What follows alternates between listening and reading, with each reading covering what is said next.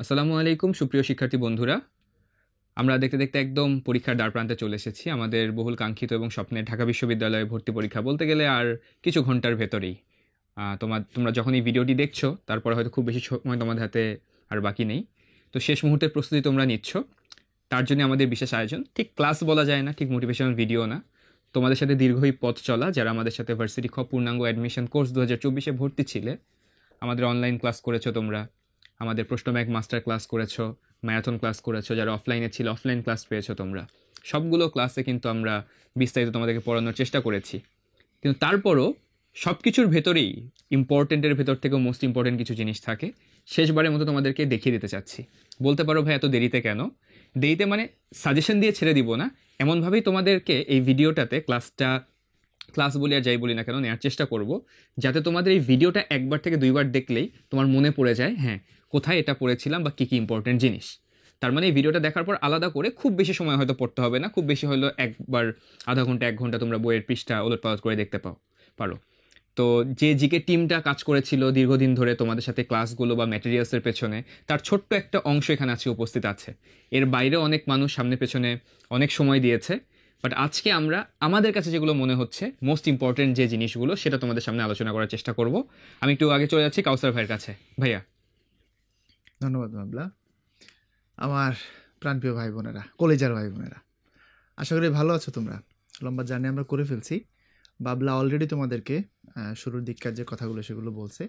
আমরা শেষ মুহূর্তে পৌঁছাইছি, বলতে গেলে আর কয়েক ঘন্টাই বাকি আসলে। মানে আমরা যদি কাউন্টডাউন করি সেক্ষেত্রে কয়েক ঘন্টাই তোমাদের জন্য আর মাঝখানে আছে, যার পরে তোমরা পরীক্ষার হলে চলে যাবা। তো এর আগে জিকের একদম শুরু থেকে শেষ পর্যন্ত একটা টোটাল এমন একটা আয়োজন তোমাদের জন্য আমরা এখন করতে যাচ্ছি, যেখান থেকে খুব ভালো ভালো কিছু পয়েন্ট নিয়ে আমরা তোমাদের সাথে কথা বলবো, এবং এগুলো থেকে আশা করি তোমরা পরীক্ষার হলে গেলে অনেক কিছুর ভালো রিফ্লেকশন দেখতে পারবা।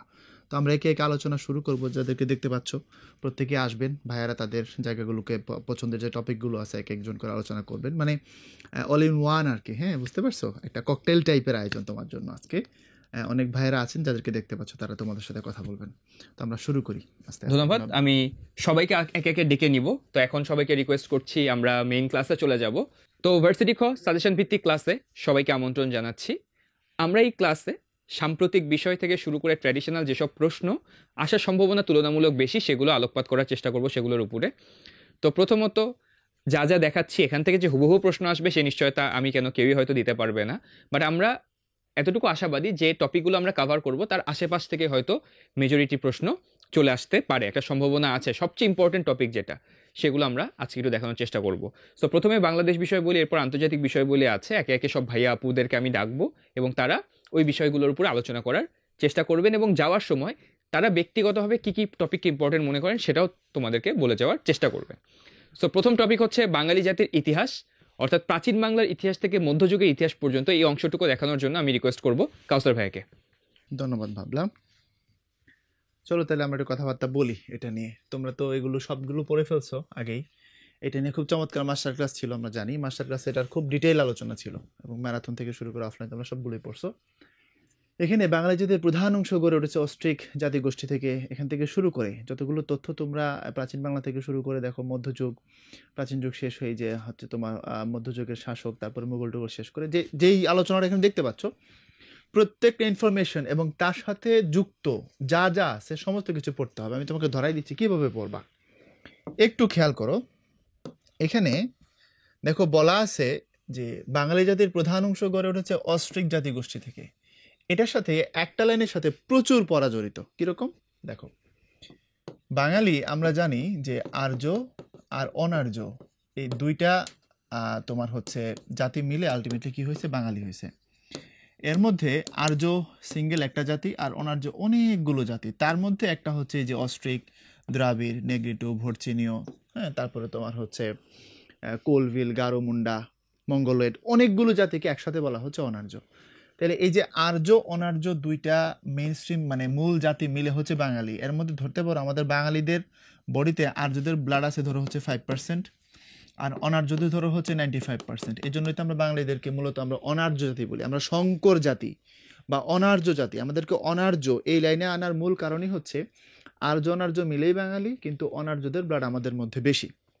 এখন প্রশ্ন হচ্ছে, এই যে বাঙালি জাতির প্রধান অংশ গড়ে উঠেছে অস্ট্রিক জাতি গোষ্ঠী থেকে, এর অর্থ কি? দেখো, এই অনার্যদের 4টা মেইন জাতি আছে। একটা হচ্ছে অস্ট্রিক, আমি এ বললাম, একটা হচ্ছে দ্রাবিড় মানে ডি, একটা হচ্ছে নেগ্রিটো, এরা দেখতে একটু কালো ছিল, আর একটা হচ্ছে মঙ্গোলয়েড, এরা হচ্ছে আদি চাইনিজ। তারপর আবার অনেকগুলো জাতি আছে। তাহলে এখান থেকে যদি প্রশ্ন আসে, দেখো তোমার প্রশ্ন করতে পারে যে বাঙালি জাতির পেছনে কোন জাতি আছে, আর্য অনার্যের মধ্য থেকে আবার ভেতরে ঢুকতে পারে, কোনটা আছে কোনটা নাই। আবার অস্ট্রিক জাতি গোষ্ঠী থেকে, এর অর্থ কি? আমাদের বডির 60% অ্যাভারেজ অস্ট্রিকদের থেকে আসা, এরা হচ্ছে আদি অস্ট্রেলীয়। মানে বাঙালিদের মধ্যে কিছু কমন বৈশিষ্ট্য আছে, দেখবে আমরা মাঝারি উচ্চতার, গায়ের রং তোমার হচ্ছে বাদামি টাইপের, চোখ কালো, তারপর হচ্ছে তোমার চুল কালো, এরকমের। আবার ওই যে বললাম আমরা মিশ্র, অনেকগুলো জাতি আছে, আর্যের ব্লাডও আমাদের মধ্যে আছে। আর্যরা দেখতে একটু সুন্দর ছিল, লম্বা ফসা নাক খাড়া, কিছুটা আমার মতো বলতে পারো। ইউরাল বা উরাল পর্বত ও এলাকা থেকে তারা এখানে আসছিল, আজকে তো প্রায় 2300 ± বছর আগে। তো তাদের ব্লাড আমাদের মধ্যে আছে, তবে কম, আর তাদেরটা বেশি। বেশির মধ্যে আবার অনার্য জাতির মধ্যে অস্ট্রিকদের ব্লাড বেশি, এই জন্য বলা হয়েছে বাংলা জাতির প্রধান অংশ আসছে অস্ট্রিক থেকে।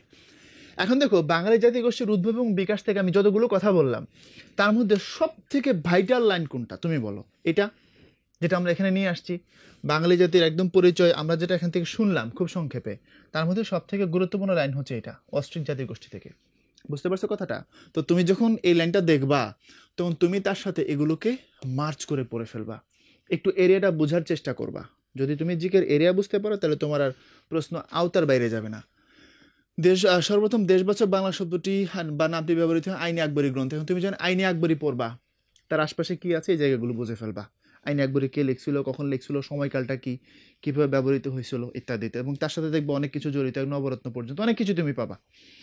এরপরে আর্যদের আদি নিবাস, এই যে বললাম ইউরাল পর্বতের দক্ষিণ, এটা কোন জায়গায়? এটা হচ্ছে তোমার রাশিয়া, দেখবে এরকম লম্বা টাইপের একটা দেশ, এই দিক দিয়ে ইউরাল পর্বতটা চলে গেছে। এ পাশে হচ্ছে মস্কো, আর মূল রাশিয়াটা হচ্ছে এই জায়গায়। বুঝতে পারছো? তো এই যে ইউরাল পর্বত বা উরাল পর্বত, যেটা রাশিয়াকে ভৌগোলিকভাবে এই পাশে ইউরোপ, ওই জায়গায় এশিয়া বিভক্ত করছে, তার দক্ষিণ অংশ মানে এই জায়গাটা, অর্থাৎ আজারবাইজান, আর্মেনিয়া, তারপরে জর্জিয়া, তারপরে ইরান, তুরস্ক, এই অঞ্চল থেকে আর্যরা বসবাস করার জন্য ভারতের সাবকন্টিনেন্টে আসছিল। সো দেখো, 3টা লাইন আছে এখানে মাত্র, কিন্তু 3টা লাইনের সাথে কতগুলো প্রশ্নের এরিয়া কভার করে, একটু রিলেট করো। এখন তোমার কাছে যখন পিডিএফ যাবে, তুমি ব্যাপারটা এটা ভাইবো না যে যে 3টা লাইন আছে বা এরপরে যেগুলো আছে আমি খালি এগুলো মুখস্থ করে ফেলবো না। তুমি দেখো এটা কিভাবে কভার করছে। আমরা একদম মানে কোর পয়েন্টগুলো আনছি, এর সাথে তুমি রিলেট করে ফেলবা।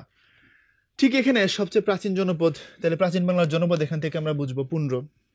জনপদ যখন তুমি পড়বা, একটু খেয়াল করো, এরকম একটা ছক দেখতে পাচ্ছ না? ঠিক জনপদটা পড়ার সময় তুমি একটা ছক বানায় নিবা, বানায়া কোন জনপদটার অবস্থান কোথায় ছিল, বর্তমানে সেটা কোন জায়গায়। পুন্ড্রকে তোমরা চিনো, এটা হচ্ছে মহাস্থানগড় বগুড়ায়। কর্ণ সুবর্ণকে চিনো, এটা হচ্ছে মুর্শিদাবাদে, তাই না? পাটালিপুত্র বর্তমানে যেটা পাবনা। তারপরে প্রত্যেকটা জনপদের যে সেন্ট্রাল অংশগুলো, এখন এটা কোন অঞ্চলে আছে। আমরা সমতট বড় কামতা পড়তে পড়তে জীবন শেষ করে ফেলছি, কিন্তু এটা মূলত হচ্ছে কুমিল্লার দেবিদ্বার।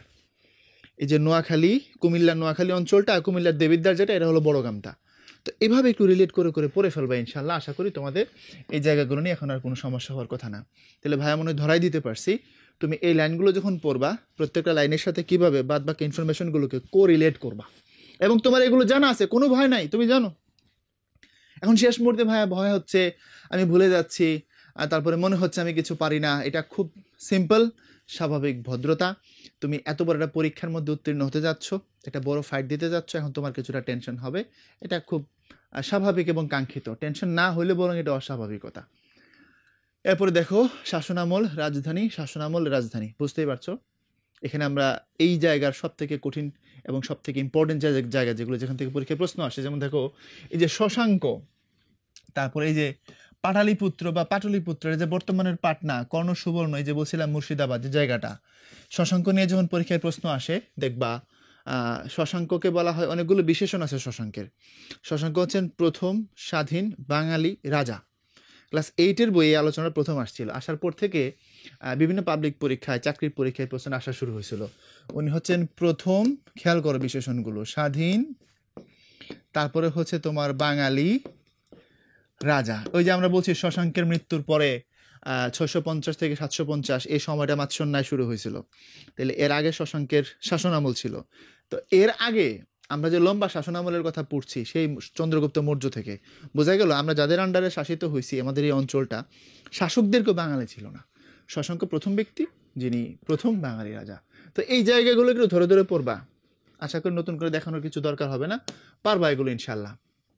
এরপর প্রাচীন ভারতের সর্বপ্রথম সাম্রাজ্য হচ্ছে মৌর্য সাম্রাজ্য। এর আগে কি শাসক ছিল না? ছিল, কিন্তু রাজনৈতিক হিস্ট্রি যতটুকু লিপিবদ্ধ অবস্থায় আমরা দেখি এখন লেখা হয়েছে, সাম্রাজ্য অর্থাৎ অনেকগুলো রাজ্য মিলে তো সাম্রাজ্য হয়, এটা ছিল মৌর্য সাম্রাজ্য। এটা আজকে থেকে প্রায় 2300 বছর আগের কথা।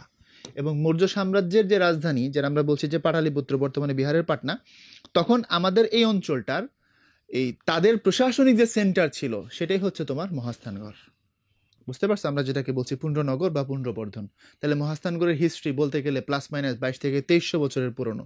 বলা হচ্ছে ওয়ারি বটেশ্বর আরও 200 বছরের পুরনো, কিন্তু অফিসিয়ালি সেটা এখন পর্যন্ত এস্টাবলিশ না, যার জন্য আমরা মৌর্য সাম্রাজ্য এবং তার সময়ের পুণ্ড্রনগরের কথা পড়ছি। মানে আমাদের বাঙালিদের লিখিত হিস্ট্রি যেটা, সেটা প্রায় 2500 বছরের পুরনো। এরপরে মৌর্যদের শ্রেষ্ঠ শাসক থেকে শুরু করে যে তথ্যগুলো এখানে আছে, দেখো একটার সাথে কত কিছু রিলেট করা। যেমন তুমি যদি শুধু এখান থেকে পড়ো, বাংলার সবচেয়ে দীর্ঘস্থায়ী বংশ হচ্ছে পাল বংশ।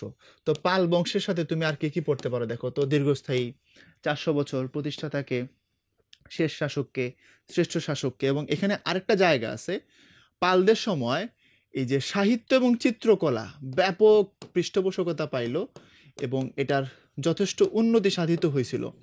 বিশেষত আমরা যে চর্যাপদের কথা বলি, বাংলা ভাষা ও সাহিত্যের আদি নিদর্শন চর্যাপদ, এটা কিন্তু পালদের সময়ে শুরু হয়েছিল লেখাটা। সেনদের সময় গিয়ে শেষ হয়ে গেছে, কিন্তু পালদের সময় শুরু। এই জন্য পাল যুগের সবচেয়ে শক্তিশালী বিশেষত্বের তার থেকেও বড় বিশেষত্ব যেটা, সেটা হচ্ছে ওই সময় সাহিত্য এবং চিত্রকলার অনেক বিকাশ হয়েছিল। তাহলে দেখো পালের সাথে তুমি এগুলোকে রিলেট করবা। এই যে মাৎসন্যা থেকে বাংলাকে উদ্ধার করেন গোপাল, যখন মারপিট শুরু হলো মাৎসন্যের 100 বছর, তখন গোপাল পাল বংশের প্রথম শাসক। উদ্ধার করেন মানে তিনি শুরু করছিলেন শাসনটা, মাৎসন্যাকে স্টপ করেছিলেন। এবং সেন বংশের সর্বশেষ শাসক কেশব সেন। পালের পরে কেশব সেন চলে আসলো কেন, বুঝতেই পারতো সেটা গুরুত্বপূর্ণ তাই। পাল বংশের পরে সেন বংশের শাসনটা পড়বা, শ্রেষ্ঠ শাসককে, তারপরে হচ্ছে শেষ শাসককে। আর কেশব সেন কেন শাসক বলা হয়েছে, কেন রাজা বলা হয় না, তোমরা জানো যে লক্ষণ সেন যখন 1204 সালে পালাইছিল নদিয়া থেকে, চলে আসছিল আমাদের ঢাকার বিক্রমপুরে, তখন এই এলাকাতে আর বখতিয়ার খলজি আসে নাই, এখানে এসে পরে বিশ্বরূপ সেন এবং কেশব সেন শাসন করে। এই জন্য কেশব সেনের কথা এই জায়গায় আসছে। সো প্রতিটা কথার সাথে দেখছো কতগুলো জায়গা কোরিলেট করা। সো এই জায়গাটা কিন্তু অনেক যত্ন করে তৈরি করা হয়েছে তোমার জন্য, যাতে অনেক কিছু কাভার হয়। দেন বখতিয়ার খলজির আক্রমণ থেকে শুরু করে ইবনে বতুতা, দিল্লি সালতানাত, এখানেও বুঝতেছো প্রত্যেকটা তথ্য একটার সাথে আরেকটা রিলেট করা। বিশেষ করে যে ঢাকা বিশ্ববিদ্যালয় এলাকায় যে 12 ভূঁইয়া নেতার প্রতিষ্ঠিত মসজিদ আছে মুসাখা, 12 ভূঁইয়া নেতা ইসাখাকে যাকে পরাজিত করেছিলেন মানসিংহ, এবং এই মানসিংহ আর ইসাখাকে নিয়ে আমি যদি ভুল না করি ক্লাস 8-এ এখন একাডেমিক বইতে একটা লেখনী আসছে, মানসিংহ ইসাখার একটা নাটিক আসছে ছোট্ট। এটা কেন বললাম, যে জিনিসগুলো নিয়ে একাডেমিক বইতে লেখালেখি থাকে এগুলো ভর্তি পরীক্ষা সব বিসিএস পর্যন্ত এগুলো গুরুত্ব পায়। বুঝতে পারছো, এটা মাথায় রেখো। বলা যায় না এখন মানসিং যে পরাজিত হয়েছিল ইসাখার কাছে, এটা কিন্তু এখন গুরুত্বপূর্ণ, যথেষ্ট গুরুত্বপূর্ণ, কারণ যারা প্রশ্ন করবেন তারা এটাকে গুরুত্ব দিবেন। ইসলামী ভাইব কিন্তু প্রশ্নের মধ্যে আমরা দেখতেছি। বুঝতেছো, ইসাখা ছিলেন 12 ভূঁইয়াদের লিডার। একটু তোমাকে ভেঙে বলি, 1556 থেকে 1605 এই সময়টা হচ্ছে সম্রাট আকবরের শাসন। তো আকবর অনেকবার চেষ্টা করছে বাংলা দখল করার জন্য, কিন্তু বাংলায় তখন প্রায় 24 জন জমিদারের নাম পাওয়া যায়, যাদেরকে আমরা কমন নামে বলছি 12 ভূঁইয়া। ওই যে ইসাখা, মুসাখা, চাঁদ রায়, কেদার রায়, তারপরে কংসনারায়ণ প্রজাপাতিত্ব, এরা। তো যখনই আকবর বাংলা দখল করার জন্য আর্মি পাঠাইতো, 12 ভূঁইয়ারা সব একত্র হয়ে তাদেরকে ফাইট দিত। এবং 12 ভূঁইয়াদের যতদিন পর্যন্ত ইসাখা নেতৃত্বে ছিল, আকবরের বাহিনী এখানে এসে পাত্তা পায় নাই। ওই যে মানসিংহ বা মানসিং, আকবরের সেনাপতি, ইসাখার সাথে সম্মুখ যুদ্ধে আসছিল, 1 to 1, ম্যান টু ম্যান। ওই যুদ্ধে মানসিংহের তরবারি ভেঙে যায়। তরবারি ভেঙে গেলে ইসাখা তার তরবারি দিয়ে বলছে, এবার তুমি তরবারি নাও, যুদ্ধ করো। তো মানসিং বলতেছে, আপনি তো চাইলে আমার এক কোপে শেষ করতে পারতেন, করলেন না কেন? ইসাখা বলছে, এটা আমাদের পলিসি না, তুমি তো নিরস্ত্র, তোমাকে আমি কেন মারবো? তুমি অস্ত্র নিছো, এখন আসো আবার নতুন করে খেলা হবে। তো মানসিং তো নৈতিকভাবে ওখানেই পরাজিত হয়ে গেছে। মানসিং বলছে, আমি আর যুদ্ধ করবো না। ওই জায়গাটা নিয়ে এখন নাটিকে আছে, বুঝছো কিনা কথাটা? সুতরাং খুব গুরুত্বপূর্ণ পয়েন্ট এখানে আসছে, পরীক্ষা আসার মতো জিনিস। প্রশ্নের ওয়েদারটা বুঝতে হবে তোমাদের, বুঝছো? সো এখানে যা আছে প্রত্যেকটা জিনিস ইম্পর্টেন্ট, নতুন করে আর বলবো না, আমি তোমাদের বলে দিছি কোরিলেট করতে হবে। এরপরে ঢাকা গেট থেকে শুরু করে সর্বশেষ মুঘল সম্রাট দ্বিতীয় বাহাদুর শাহ, কেন দ্বিতীয় বাহাদুর শাহর কথা আসছে? কারণ যখন সিপাহী বিদ্রোহ হচ্ছিল 1857 সালে, হ্যাঁ, আমাদের তো অনেক কিছুই বুঝতে টাইম লাগে। 1857 সালে সিপাহী বিদ্রোহ হওয়ার সময় সিপাহীদেরকে সাপোর্ট দিয়েছিলেন, সিপাহীদের সমর্থন দিয়েছিলেন যিনি, তিনি দ্বিতীয় বাহাদুর শাহ বা বাহাদুর শাহ জাফর এবং ঝাঁসির রানী লক্ষ্মীবাই। তো লক্ষ্মীবাই ফাইট করে মারা গেছিলেন, আর তাকে এই দ্বিতীয় বাহাদুর শাহকে রেঙ্গুনে বা ইয়াঙ্গুনে মিয়ানমারে নির্বাসনে পাঠাইছিল ইংরেজরা, এবং তিনি ওই জায়গায় মারা গেছেন। আর আমাদের বর্তমানে ওই যে জগন্নাথ বিশ্ববিদ্যালয়ের সামনে যে একটা পার্ক আছে, ওটার নাম ছিল ভিক্টোরিয়া পার্ক, তার আগে আন্টাগর ময়দান, আর এখন ওটার নাম হচ্ছে বাহাদুর শাহ পার্ক। তার পিছনে হিস্ট্রি আছে, আমি তোমাদের কোনো ক্লাসে হয়তো কথা প্রসঙ্গে বলছি, আপাতত সেই হিস্ট্রি না জানলেও চলবে। তাহলে বুঝছো জায়গাগুলো কিভাবে পড়বা। দেন আমরা এবার ইউরোপীয়দের আগমন এই অংশটা থেকে শুরু করব হচ্ছে তোমাদের পরবর্তী টিচার যিনি আছেন, আমি বাবলাকে ডেকে নিচ্ছি, বাবলা আসুক, তারপরে যে আসবে তার সাথে আলোচনা করে নিবা। আশা করি তোমাদের প্রিপারেশন অনেক স্মুথভাবে এ পর্যন্ত আসছে এবং সামনে যাবে। আর সাম্প্রতিকের ক্ষেত্রে তোমাদের তো প্রত্যেকটা হাইলাইটসে আমরা বলছি, একে একে প্রত্যেকটা বারবার আমরা তোমাদেরকে সব মনে করাই দিছি কীভাবে প্রশ্ন হয়, কোন এরিয়া থেকে হতে পারে, কোন এরিয়া বেশি গুরুত্বপূর্ণ, তোমরা জানো এগুলো। সো এটা নতুন করার বলার কিছু না, এগুলো মাথায় রেখো। আর শেষ মুহূর্তের কথা যেটা, সেটা হচ্ছে ভয় পায় না, চোখ কান খোলা রাখো। তুমি যা পড়ছো সেটার টোটাল পারফরমেন্স যদি করে আসতে পারো, আশা করা যায় ভালো একটা ফলাফল আসবে। আমি বাবলাকে ডেকে নিচ্ছি। বাবলা। ধন্যবাদ কাউসার ভাইয়াকে। আমি একটু খুব দ্রুত তোমাদেরকে ব্রিটিশ আমলটা একটু দেখিয়ে দেওয়ার চেষ্টা করি। তো মুঘল শাসন আমল, এরপর ধাপে ধাপে তোমরা জানো মুঘল শাসন আমলের ভেতরেই ব্রিটিশরা আমাদের দেশে বাণিজ্য করার জন্য আসে, ইস্ট ইন্ডিয়া কোম্পানি গড়ে তোলে। এই যে কোম্পানির শাসন থেকেই শুরু হয় ব্রিটিশদের শাসন, 200 বছর, প্রায় 200 বছর, 190 বছরের যে শাসন আমল, সেটা খানিকটা ইম্পর্টেন্ট। তোমাদেরকে ক্লাসে পড়ানো হয়েছে 2 ভাগে ভাগ করা যায়। প্রথম 100 বছরকে বলা হয় কোম্পানির শাসন, পরবর্তী 90 বছরকে বলা হয় ব্রিটিশ সরকারের শাসন। এখান থেকে সবচেয়ে ইম্পর্টেন্ট পার্ট হচ্ছে ব্রিটিশ আমলে কী কী গুরুত্বপূর্ণ স্থাপনা নির্মিত হয়েছে এই ভারতীয় উপমহাদেশ এবং বাংলায়, কী কী গুরুত্বপূর্ণ পলিসি ফর্মুলেট হয়েছে, কী কী আইন হয়েছে, এই জায়গাটা বেশি ইম্পর্টেন্ট। তো এখান থেকে একটু দেখি যে ইউরোপীয়দের বণিকদের ভিতরে সর্বপ্রথম বাংলায় আসে পর্তুগিজরা, আর সর্বশেষ বাংলায় আসে হচ্ছে ফরাসিরা। এগুলো একটু পড়ে নিতে পারো। এখানে কয়েকটা টার্ম আছে, এগুলোর ভিতরে পার্থক্যগুলো বোঝা দরকার।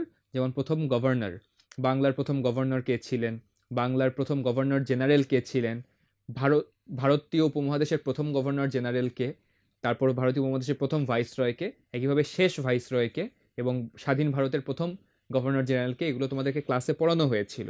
ওই জায়গাটি আবার মনে করিয়ে দিচ্ছি, এই জায়গাটা একটু ভালো করে পড়বা। এখানে কয়েকটা দেওয়া আছে, তারপরও ক্লাসে আমি নিজে পড়িয়েছিলাম তোমাদেরকে প্রত্যেকটা আলাদা করে। Governor, governor general, governor general of India, viceroy, এবং স্বাধীন ভারতের হচ্ছে আবার গভর্নর জেনারেল। এই পার্টগুলো আমরা একটু পড়ব। বিভিন্ন এখানে কি বলে সশস্ত্র প্রতিরোধ সংগ্রামের কথা উল্লেখ করা আছে। এটার ভিতর থেকে যদি ইম্পর্টেন্সের কথা বলি, তাহলে চাকমা বিদ্রোহটা একটু পড়তে পারো, সিপাহী বিদ্রোহটা পড়তে পারো, তিতুমিরের যে সংগ্রাম সেটা একটু আলাদা করে দেখতে পারো, ঠিক আছে। অ্যান্ড তার থেকেও বেশি ইম্পর্টেন্ট হচ্ছে দ্বিজাতি তত্ত্ব এবং লাহোর প্রস্তাব। দ্বিজাতি তত্ত্বের প্রবক্তাকে, কত সালে প্রবর্তন করা হয় এবং এটার মূল কথা কী ছিল, একই সাথে লাহোর প্রস্তাব, এগুলো একটু তোমরা দেখতে পারো। হ্যাঁ, সো ব্রিটিশ আমল আসলে কতটুকু ইম্পর্টেন্ট, এখান থেকে আমি অ্যান্টিসিপেট করছি ব্রিটিশ আমল থেকে প্রশ্ন আসলে একটা বা দুটো প্রশ্ন আসতে পারে। অ্যান্ড এখানে যদি প্রশ্ন আসে বিভিন্ন সময় গভর্নর জেনারেল বা ভাইসরয়দের বিভিন্ন যে গুরুত্বপূর্ণ আইন যেগুলো পাশ করে গিয়েছেন তারা, বা ভারতীয় উপমহাদেশে যে রেল ব্যবস্থা চালু করা, তারপরে হচ্ছে সিভিল সার্ভিস চালু করা, মুদ্রা ব্যবস্থা চালু করা, পুলিশ বাহিনী গড়ে তোলা, কোন কাজগুলোর সাথে কে জড়িত ছিল, এটা তোমাদের প্রিপারেশন বুকে ছক করে দেওয়া আছে, এটা একটু ভালো করে দেখে যাবা। সো পাকিস্তান আমল এবং মুক্তিযুদ্ধ থেকে গত বছর বা তার আগের বছর পর্যন্ত যে পরিমাণ প্রশ্ন আসার সম্ভাবনা ছিল, এই বছর একটু সম্ভাবনা তুলনামূলক কম, বাট তারপরেও প্রশ্ন আসবে বলে মনে করছি আমরা। কিন্তু ন্যূনতম প্রশ্ন একটা বা দুটা, খুব বেশি হলে নাও আসতে পারে, বা খুব বেশি আসলে 1 থেকে 2টা প্রশ্ন। এখান থেকে কী প্রশ্ন আসতে পারে সেটা তোমাদেরকে বলার জন্য আমি রিকোয়েস্ট করছি আমাদের আরেকজন টিচার আরাফকে। আসসালামু আলাইকুম শিক্ষার্থীবৃন্দ, আমি আরাফ। আসো আমরা বাবলা ভাইয়া যেখান থেকে শেষ করে গেছেন সেখান থেকে কন্টিনিউ করি। তো ভাষা আন্দোলন থেকে সবসময় আমাদের ভার্সিটিতে প্রশ্ন এসে থাকে, ভাষা আন্দোলনের গুরুত্বটা আমাদের সবসময়ই আছে। সো ভাষা আন্দোলন থেকে একদম খুব পিকি কিছু প্রশ্ন আমরা এখানে তোমাদের জন্য রেখেছি। যেমন পাকিস্তান গণপরিষদে উর্দুর পাশাপাশি বাংলা ব্যবহারের দাবিটা সর্বপ্রথম কে জানিয়েছিলেন? ধীরেন্দ্রনাথ দত্ত। এই জায়গাটা আমাদের ছোট একটা কনফিউশন থাকে সবসময়, যে আমরা মনে করি যে তিনি বাংলাকে রাষ্ট্রভাষা করার বা এই জাতীয় কোনো একটা কিছু দাবি জানিয়েছিলেন, বাট খেয়াল করে দেখো জিনিসটা কিন্তু খুব স্পেসিফিক, যে গণপরিষদের ভাষাটা যেন বাংলা হয় উর্দুর পাশাপাশি, সেটাতে তার একটা দাবি ছিল। তারপর পাশাপাশি তোমরা জানো যে বেশ কয়েকটি রাষ্ট্রভাষা সংগ্রাম পরিষদ গঠিত হয়েছিল, তার মধ্যে সবচেয়ে গুরুত্বপূর্ণ ছিল সর্বদলীয় কেন্দ্রীয় রাষ্ট্রভাষা সংগ্রাম পরিষদ, যেটা ছিল একদম সর্বশেষ। এবং এই সর্বশেষটা কবে গঠিত হয় দেখো, 31 জানুয়ারি 1952 সালে। এবং সাথে তোমাকে আরেকটা অ্যাডিশনাল ইনফরমেশন দিয়ে রাখছি, এই যে কমিটি, এইটার আহ্বায়ক বা সমন্বয়ক এর মধ্যে ছিলেন মাওলানা ভাসানী। আচ্ছা, সো এরপরে আমরা 21শে ফেব্রুয়ারি ঘটনা জানি, 21শে ফেব্রুয়ারিতে কারা শহীদ হয়েছিলেন, আমাদের ভাষা শহীদদের কথা জানি। এবং সেই ভাষা শহীদদের স্মরণে আমরা যে প্রথম শহীদ মিনার নির্মাণ করেছিলাম, এই শহীদ মিনারটি কিন্তু উদ্বোধন করেছিলেন মাওলানা মাহবুবুর রহমান। তোমার কাছে এই নামটি অপরিচিত মনে হতে পারে কিছুটা, কিন্তু তার পরিচয় হচ্ছে তিনি ভাষা শহীদ শফিউর রহমানের পিতা। সো বুঝতেই পারছো প্রশ্নটা কোন জায়গা থেকে আসতে পারে। আর পাশাপাশি 21-এর প্রথম কবিতা তোমরা জানো, ভাষা আন্দোলন, মুক্তিযুদ্ধ, 69-এর গণ অভ্যুত্থান, এই বিষয়গুলোর যে সাহিত্য রয়েছে, এইগুলো যে শিল্পকর্ম রয়েছে, যে ধরনের ভাস্কর্য তৈরি হয়েছে, এই বিষয়গুলো থেকে কিন্তু পরীক্ষায় নিয়মিত প্রশ্ন এসে থাকে। সো ভাষা আন্দোলনের যেসব সাহিত্য রয়েছে, এগুলো কিন্তু আমাদেরকে খুব মনোযোগ দিয়ে একটু ভালো করে খেয়াল করে পড়তে হবে। তো এখান থেকে 21-এর যে প্রথম কবিতা, কাকতে আসেনি ফাঁসির দাবি নিয়ে এসেছি, কবিতাটি লিখেছেন চট্টগ্রামের কবি মাহবুবুল আলম চৌধুরী। তো এই কবিতাটা আমাদের জন্য খুবই গুরুত্বপূর্ণ। পাশাপাশি 21-এর প্রথম নাটক, এটা লিখেছিলেন মুনির চৌধুরী। তিনি ঢাকা বিশ্ববিদ্যালয়ের অধ্যাপক ছিলেন এবং এটা জেলে বসে তিনি লিখেছিলেন এবং সেখানেই মঞ্চস্থ হয়েছিল। এই তথ্যটা কিন্তু আমাদের জন্য গুরুত্বপূর্ণ। পাশাপাশি ভাষা আন্দোলন ভিত্তিক প্রথম যে সাহিত্যগুলো রয়েছে, সাহিত্যকর্ম, ভাষা আন্দোলন ভিত্তিক গান, ভাষা আন্দোলন ভিত্তিক অন্যান্য যেসব উপন্যাস বলো বা ভাষা আন্দোলন ভিত্তিক চলচ্চিত্র রয়েছে, এই বিষয়টা কিন্তু আমাদেরকে একটু মনোযোগ দিয়ে পড়তে হবে। এবং আমাদের এই ভাষা আন্দোলন কি সফল হয়েছিল? হ্যাঁ, আমাদের ভাষা আন্দোলন সফল হয়েছিল। আমরা সেটার স্বীকৃতিস্বরূপ বাংলাকে পাকিস্তানের অন্যতম রাষ্ট্রভাষা হিসেবে স্বীকৃতি দেওয়া হয় 1956 সালে, পাকিস্তানের প্রথম যে সংবিধান তৈরি হয়েছিল সেই সংবিধানে। আসো আমরা এরপর চলে যাই আমাদের ইতিহাসে আরেকটা গুরুত্বপূর্ণ অধ্যায়, যুক্তফ্রন্ট নির্বাচন। এই যুক্তফ্রন্টে তোমরা জানো মোট 4টি দল ছিল। সেখানে ছিল পূর্ব পাকিস্তান আওয়ামী মুসলিম লীগ, তারপর কৃষক শ্রমিক পার্টি, তারপর সেখানে ছিল নেজামি ইসলাম এবং গণতন্ত্রী দল। এই 4টি দল মিলে 4 ডিসেম্বর 1953 সালে কিন্তু যুক্তফ্রন্ট গঠিত হয়। যদিও পরবর্তীতে আরেকটি দল এসে সেখানে যুক্ত হয়েছিল, কিন্তু প্রথমে সেখানে 4টি দল মিলেই তারা যুক্তফ্রন্টটা গঠিত করেছিল। পঞ্চম দল হিসেবে ছিল খেলাফতে রাব্বানি। আর যুক্তফ্রন্টের নির্বাচনী দফা ছিল 21টি এবং এই দফার প্রথম দফাটি ছিল বাংলাকে রাষ্ট্রভাষার স্বীকৃতি প্রদান। আচ্ছা, এরপর আমরা দেখতে পাচ্ছি মারি চুক্তি। মারি চুক্তির বিষয়টা তোমরা হয়তো একটু সবসময় দেখোনি, কিন্তু এই মারি চুক্তিতেই কিন্তু এক ইউনিট প্রথা চালু হয় এবং আমরা যে পূর্ব পাকিস্তান এবং পশ্চিম পাকিস্তান নামটা জানি, এই নামকরণটা কিন্তু এই চুক্তির মাধ্যমেই এসেছিল।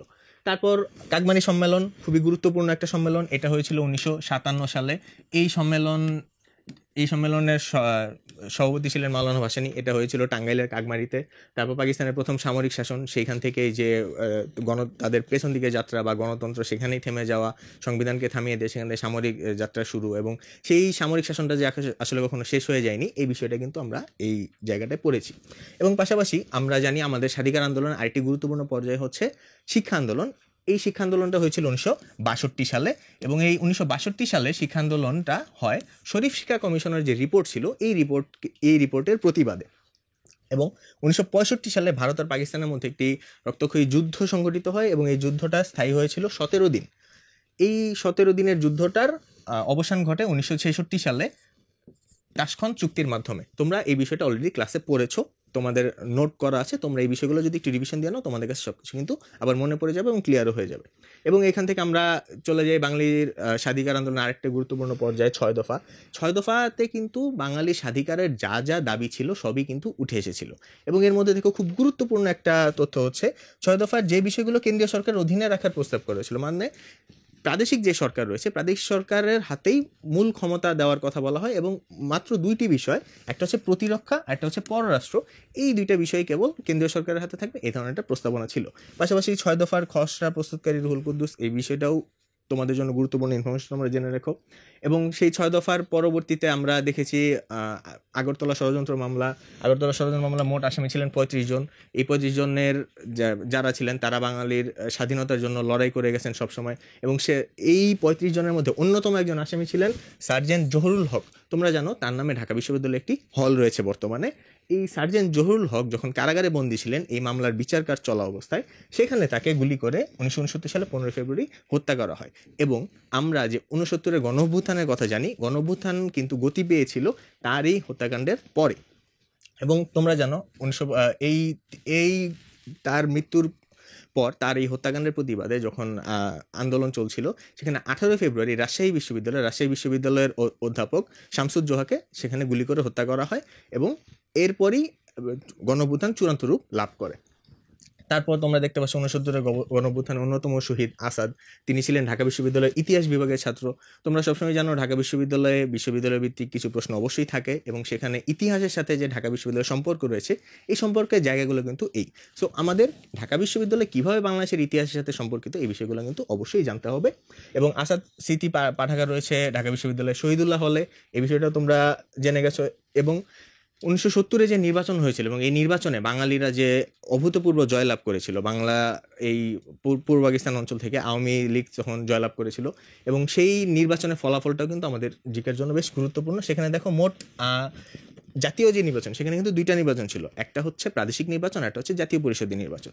জাতীয় পরিষদীয় নির্বাচনে মোট এই অঞ্চলের জন্য মোট আসন বরাদ্দ ছিল 169টি, এর মধ্যে 160টি আসন ছিল নির্বাচনের এবং বাকি 9টি যে আসন 162টা ছিল হচ্ছে নির্বাচনী আসন এবং বাকি 60টি আসন ছিল সংরক্ষিত আসন। এর মধ্যে আওয়ামী লীগ কিন্তু 160টি আসনেই জয়লাভ করেছিল এবং সংরক্ষিত আসন থেকে 60টি আসনে কিন্তু আওয়ামী লীগ পেয়েছিল। এবং এছাড়া প্রাদেশিক নির্বাচনে মোট বরাদ্দকৃত আসন ছিল 313টা, এর মধ্যে 13টা ছিল সংরক্ষিত, বাকি 300টাই ছিল হচ্ছে ভোটে নির্বাচনের জন্য। সো এই হচ্ছে মুক্তিযুদ্ধের আগ পর্যন্ত পাকিস্তানের ইতিহাস। এবার আমরা চলে যাচ্ছি আমাদের মহান মুক্তিযুদ্ধের টপিকে। সো মুক্তিযুদ্ধের টপিক থেকে কিন্তু সবসময় প্রশ্ন এসে থাকে, মুক্তিযুদ্ধের টপিক থেকে প্রশ্ন আসবে। মুক্তিযুদ্ধকে কিন্তু আমাদের অস্বীকার করার উপায় নেই, মুক্তিযুদ্ধ থেকে আমাদের জানার অনেক কিছু রয়েছে।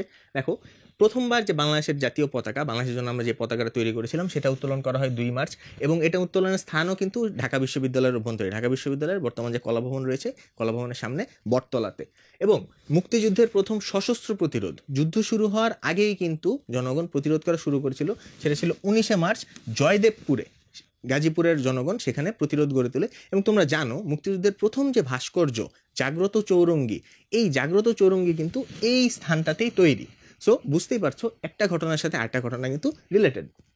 এবং ঢাকা শহরে অপারেশন সার্চলাইট যে হয়, এবং এই যে অপারেশন সার্চলাইট যে গণহত্যাটা পাকিস্তানিরা বাঙালির উপর চালিয়েছিল, সারা দেশেই এটা চলেছিল এবং ঢাকা শহরে এটার প্রভাব ছিল সবচেয়ে বেশি।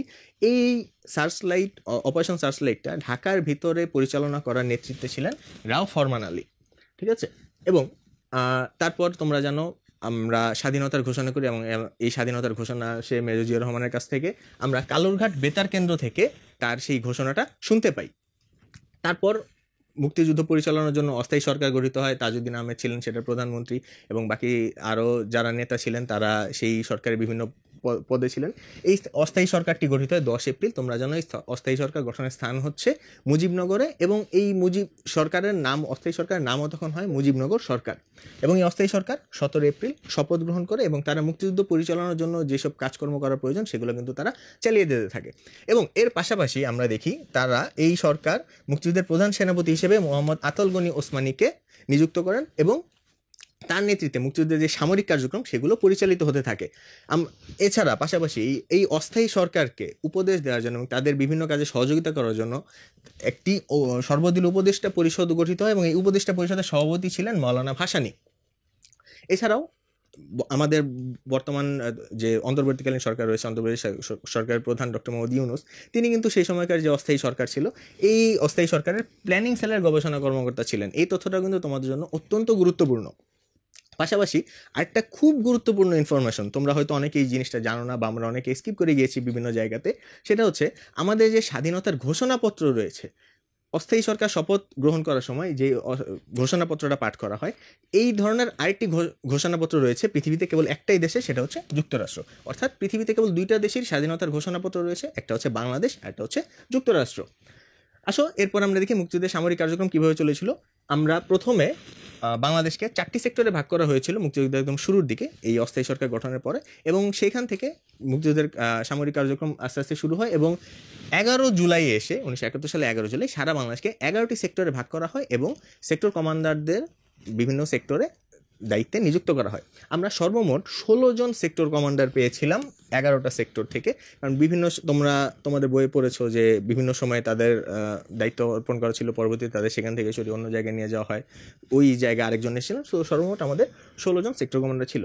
এর মধ্যে বিভিন্ন গুরুত্বপূর্ণ সেক্টর রয়েছে, সেক্টর কমান্ডারদের নামগুলো এবং তারা কে কোন সেক্টরে ছিলেন এই বিষয়গুলো আমাদের অবশ্যই পড়তে হবে। এবং এই বিষয়গুলোতে আমি তোমাদের বলবো তোমরা একটু খুব বেশি ফোকাস করে পড়বে। যেমন ঢাকা শহর এটা কোন সেক্টর অধীনে ছিল, এটা কিন্তু খুব গুরুত্বপূর্ণ একটা প্রশ্ন। এটা ছিল সেক্টর নাম্বার 2 এবং জিয়াউর রহমান সেক্টর নাম্বার 1-এও কমান্ডার ছিলেন, সেক্টর 11তেও তারপর পরবর্তীতে কমান্ডার ছিলেন এবং তারপরে তিনি জেড ফোর্সের প্রধান হিসেবে কাজ করেছেন। এবং আরেকটি বিশেষ সেক্টর আছে, সেটা হচ্ছে সেক্টর 10। এই সেক্টর 10 ছিল নৌ কমান্ডোদের আন্ডারে, নৌ কমান্ডো দিয়ে পরিচালিত হতো এবং এই নৌ কমান্ডোদের কিন্তু সরাসরি ব্রিফ গাইড করতেন প্রধান সেনাপতি নিজে, এবং এই নৌ কমান্ডোরা 1 নম্বর সেক্টর থেকে তাদের তথ্য পেত। এছাড়াও আমাদের মুক্তিযুদ্ধের সর্বোচ্চ খেতাব আছে, বিশিষ্ট মুক্তিযুদ্ধের খেতাবগুলো তোমরা অবশ্যই পড়বে। বিশেষ করে নারী বীর প্রতীক রয়েছেন কয়জন, বিদেশি খেতাবপ্রাপ্ত কে আছেন, উপজাতি জনগোষ্ঠী থেকে কে খেতাবপ্রাপ্ত আছেন, এই বিষয়গুলো কিন্তু খুব ভালো করে দেখতে হবে। পাশাপাশি কনসার্ট ফর বাংলাদেশ, এই বিষয়টাও আমাদের ইতিহাসের একটা গুরুত্বপূর্ণ অধ্যায়, এইগুলো তোমরা একটু ভালো করে পড়বে। এবং শুরুতে বলছিলাম যে বিভিন্ন উপন্যাস, মুক্তিযুদ্ধভিত্তিক উপন্যাস, এছাড়া অন্যান্য যেসব শিল্পকর্ম আছে সেগুলো খুব গুরুত্বের সাথে পড়তে হবে। এই উপন্যাসটা মুক্তিযুদ্ধের প্রথম উপন্যাস, সেটা তোমাদের জন্য কিন্তু অত্যন্ত গুরুত্বপূর্ণ। এছাড়া মুক্তিযুদ্ধ ভিত্তিক অন্যান্য যেসব স্থাপনা রয়েছে, ভাস্কর্য রয়েছে, এগুলো একটু ভালো করে পড়তে হবে। এবং মুক্তিযুদ্ধ পরবর্তী ইতিহাস থেকে আমরা যদি একটু কিছু পড়ি, যে বাকশাল গঠন, এটা একটা গুরুত্বপূর্ণ অধ্যায়, এটা ছিল 1975 সালে। এবং সিপাহী বিপ্লব, সিপাহী জনতার বিপ্লব 7 নভেম্বর 1975, খুবই গুরুত্বপূর্ণ একটা অধ্যায় আমাদের। এবং পরবর্তীতে বাংলাদেশে প্রথম গণভোট অনুষ্ঠিত হয়েছিল রাষ্ট্রপতি নির্বাচনের জন্য 1977 সালে, সেটা তোমরা জানো। গণতন্ত্রের দাবিতে আমরা এর আগে একবার আন্দোলন করেছিলাম, সেই গণতন্ত্রের জন্য নূর হোসেন শহীদ হন 1987 সালের 10 নভেম্বর। এই দিনটাকে আমরা গণতন্ত্রের দাবি দিবস হিসেবে পালন করি। এবং মাঝখানে বাংলাদেশে যেই সামরিক শাসনের সময়টা চলেছিল, সেইখান থেকে বাংলাদেশ আবার গণতন্ত্রের সময়টায় ফিরে যায় 1991 সালে সংবিধানের 12তম সংশোধনীর মাধ্যমে। সো এই ছিল তোমাদের জন্য আমার আজকের আয়োজন। আমি পরবর্তী শিক্ষককে তোমাদের জন্য ডেকে দিচ্ছি। তোমাদের সবার জন্য শুভকামনা রইল। সুপ্রিয় শিক্ষার্থীরা, যারা ভিডিওটা শুরু থেকে শেষ পর্যন্ত দেখছো, তাদেরকে রিকোয়েস্ট করবো একদম না টেনে ভিডিওটা শেষ পর্যন্ত দেখার জন্য, কারণ একদম লাস্টে যে আমরা একটু তোমাদেরকে গাইড করার চেষ্টা করব যে কোন অংশগুলো না পড়লেই না এবং যেখান থেকে প্রশ্ন আসার সবচেয়ে বেশি সম্ভাবনা আছে, এটা লাস্ট আলোচনা করব। তো দেখো, এখন আমরা দেখতে পাচ্ছি বাংলাদেশের পরিচিতি। বাংলাদেশের পরিচিতি থেকে যেখান থেকে প্রশ্ন আসতে পারে, ছিটমহল, সমুদ্রসীমা, এগুলো থেকে আগে প্রশ্ন এসেছে, আগে প্রাসঙ্গিক ছিল। এখন যদি প্রশ্ন আসে, বেসিক কিছু প্রশ্ন, যে বাংলাদেশের মানে উত্তর, দক্ষিণ, পূর্ব, পশ্চিমে কোন দিকে কোনটার অবস্থান, সীমান্তবর্তী জেলা কতগুলো, ভারতের সাথে সীমান্ত কতটুকু আছে, অর্থাৎ প্রিপারেশন বুকে বাংলাদেশ পরিচিতির প্রথম যে 2টা পেজ আছে, 2টা পেজ পড়লেই তোমাদের মোটামুটি জিনিসগুলো কিন্তু মানে কমন পড়ে যাবে ইনশাল্লাহ। এর বাইরে খুব বেশি পড়ার কোনো দরকার নেই। প্রাকৃতিক দুর্যোগ থেকে বরাবরই প্রশ্ন আসে, কিন্তু কোন জায়গা থেকে প্রশ্ন আসে, এই বছরে কোন প্রাকৃতিক দুর্যোগটা হয়েছে।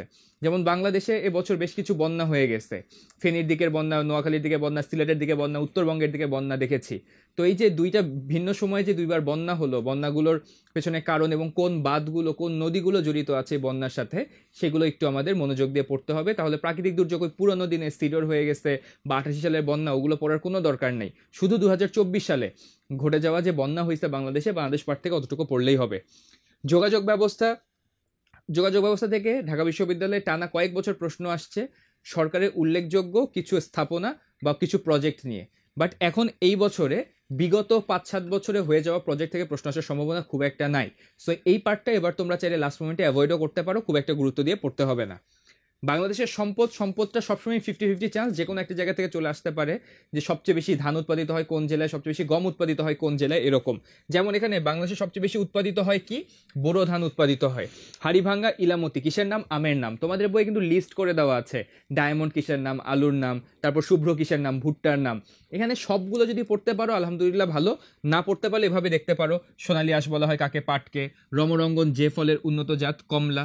বাংলাদেশের জিআই পণ্য কয়টা, 56টা জিআই পণ্য। সর্বশেষ হচ্ছে ঢাকাই ফুটি কার্পাস তুলা। সে একদম প্রথম থেকে যদি শুরু করো, যে জামদানি, খিরসাবাতি, আম, ইলিশ, তারপরে দেখতে দেখতে কিন্তু 56টা জিআই পণ্য বা জিওগ্রাফিক্যাল ইন্ডিকেটর চলে এসেছে। ঠিক আছে, 30 বছর মেয়াদী গঙ্গা চুক্তির মেয়াদ শেষ হবে 2026 সালে। যেহেতু 2026 সমসাময়িক একটা বিষয়, প্রাসঙ্গিকতা আছে, এটা একটু মনে রাখতে পারো, এখান থেকে প্রশ্ন আসতে পারে। অন্যান্য সম্পদে যদি যাই, কেন্দ্রীয় গো প্রজনন খামার অবস্থিত কোথায়, সাভারে। বন্যপ্রাণী প্রজনন কেন্দ্র অবস্থিত কোথায়, ডুলাহাজারা, কক্সবাজার। বাংলাদেশের জাটকা ধরা নিষেধ নভেম্বর থেকে জুন পর্যন্ত। ঠিক আছে, এছাড়া ইলিশ বাংলাদেশের জিআই পণ্যের স্বীকৃতি পায় 2017 সালে। জাটকা কোনগুলোকে বোঝায়? 25 সেন্টিমিটারের চেয়ে ছোট মাছগুলোকে বোঝায়। এগুলো তোমরা একটু পড়ে নিতে পারো। রূপপুর পারমাণবিক বিদ্যুৎ কেন্দ্র, এই যে এখান থেকে প্রশ্নগুলো আসে, সর্বপ্রথম গ্যাস ক্ষেত্র কোথায় আবিষ্কৃত হয়, বৃহত্তম কয়লা ক্ষেত্র কোথায়, এগুলো তোমরা একটু দেখতে পারো চাইলে। হ্যাঁ, এখন ঢাকা বিশ্ববিদ্যালয় যেখান থেকে প্রায়শই প্রশ্ন আসে, এই ঢাকা বিশ্ববিদ্যালয় এবং তার সামনের অংশ নিয়ে আলোচনা করার জন্য আমি রিকোয়েস্ট করব রিয়াদকে, এবং সেই সাথে রিয়াদের কাছে কি মনে হয় এবছর কোন কোন টপিক মানে বেশি গুরুত্ব দিতে হবে, সেটাও আমি রিয়াদকে রিকোয়েস্ট করব একটু আলোচনা করার জন্য। ধন্যবাদ বাবলা ভাই। সুপ্রিয় শিক্ষার্থী বন্ধুরা, আসসালামু আলাইকুম। আশা করি সবাই ভালো আছো এবং বর্তমানে কিছুটা টেনশানে আছো।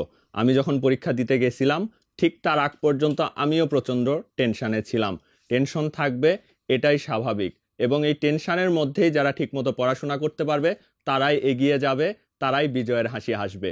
তো ঢাকা বিশ্ববিদ্যালয়ের পরীক্ষা, তাহলে আমরা একটু ঢাকা বিশ্ববিদ্যালয় সম্পর্কে জেনে আসি। ঢাকা বিশ্ববিদ্যালয় প্রতিষ্ঠার পেছনে দুটা কমিশনের নাম খুবই গুরুত্বপূর্ণ। তার মধ্যে প্রথমে আমরা যেটা পড়ব সেটা হলো নাথান কমিশন। আমরা এখান থেকে একটু দেখে নিব। নাথান কমিশনের সদস্য ছিল টোটালি 13 জন, এবং নাথান কমিশন তার প্রধান রবার্ট নাথানের নাম অনুযায়ী এই কমিশনটা হয়েছে নাথান কমিশন। এখান থেকে আমরা আরেকটা নাম মনে রাখবো কমিশনের, সেটা হলো স্যাডলার কমিশন। স্যাডলার কমিশনের নামটাও আমরা মনে রাখবো। এটিও ঢাকা বিশ্ববিদ্যালয় প্রতিষ্ঠার সাথে সম্পর্কিত। ঢাকা বিশ্ববিদ্যালয় কবে প্রতিষ্ঠা হলো? তোমাদের সবার স্বপ্নের বিশ্ববিদ্যালয়, অবশ্যই এটা জানতে হবে। দেখো, 1 জুলাই 1921 সালে। এবং প্রতিষ্ঠাকালীন তথ্য আমাদের কিছু জেনে রাখতে হবে, যেমন প্রতিষ্ঠার সময় কতগুলো অনুষদ ছিল। অনুষদ ছিল টোটাল 3টা, কলা, বিজ্ঞান এবং আইন অনুষদ, এবং সাথে বিভাগ কয়টা ছিল? বিভাগ ছিল 12টা। তো এগুলো আমরা মনে রাখবো। এবং প্রথম ছাত্রী ছিলেন লীলা নাগ। এই প্রশ্নটা কিন্তু একটা বিশ্ববিদ্যালয়ের পরীক্ষায় চলে এসেছে, তো এটা একটু ভালোভাবে মনে রেখো। হল ছিল 3টা, ডক্টর মোহাম্মদ শহীদুল্লাহ হল, সলিমুল্লাহ মুসলিম হল এবং জগন্নাথ হল।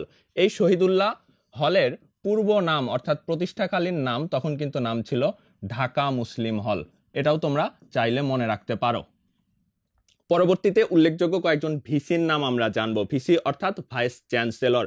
দেখো, সর্বপ্রথম ভিসি ছিলেন স্যার পিজে হার্ট, এবং প্রথম বাঙালি ভিসি ছিলেন স্যার এএফ রহমান, এবং ঢাকা বিশ্ববিদ্যালয়ের ছাত্র এবং পরবর্তীতে ঢাকা বিশ্ববিদ্যালয়ের ভিসি হয়েছেন এমন কে ছিলেন?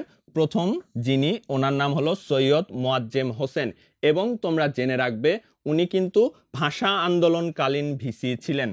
পরবর্তীতে আমরা দেখতে পাচ্ছি মুক্তিযুদ্ধ চলাকালীন ওই টাইমটাতে কে ভিসি ছিলেন? বিচারপতি আবু সাইদ চৌধুরী, এবং বর্তমানে ঢাকা বিশ্ববিদ্যালয়ের ভিসি হিসেবে দায়িত্ব পালন করছেন ডক্টর নিয়াজ আহমেদ খান। চলো আমরা চলে যাই তারপরের স্লাইডে।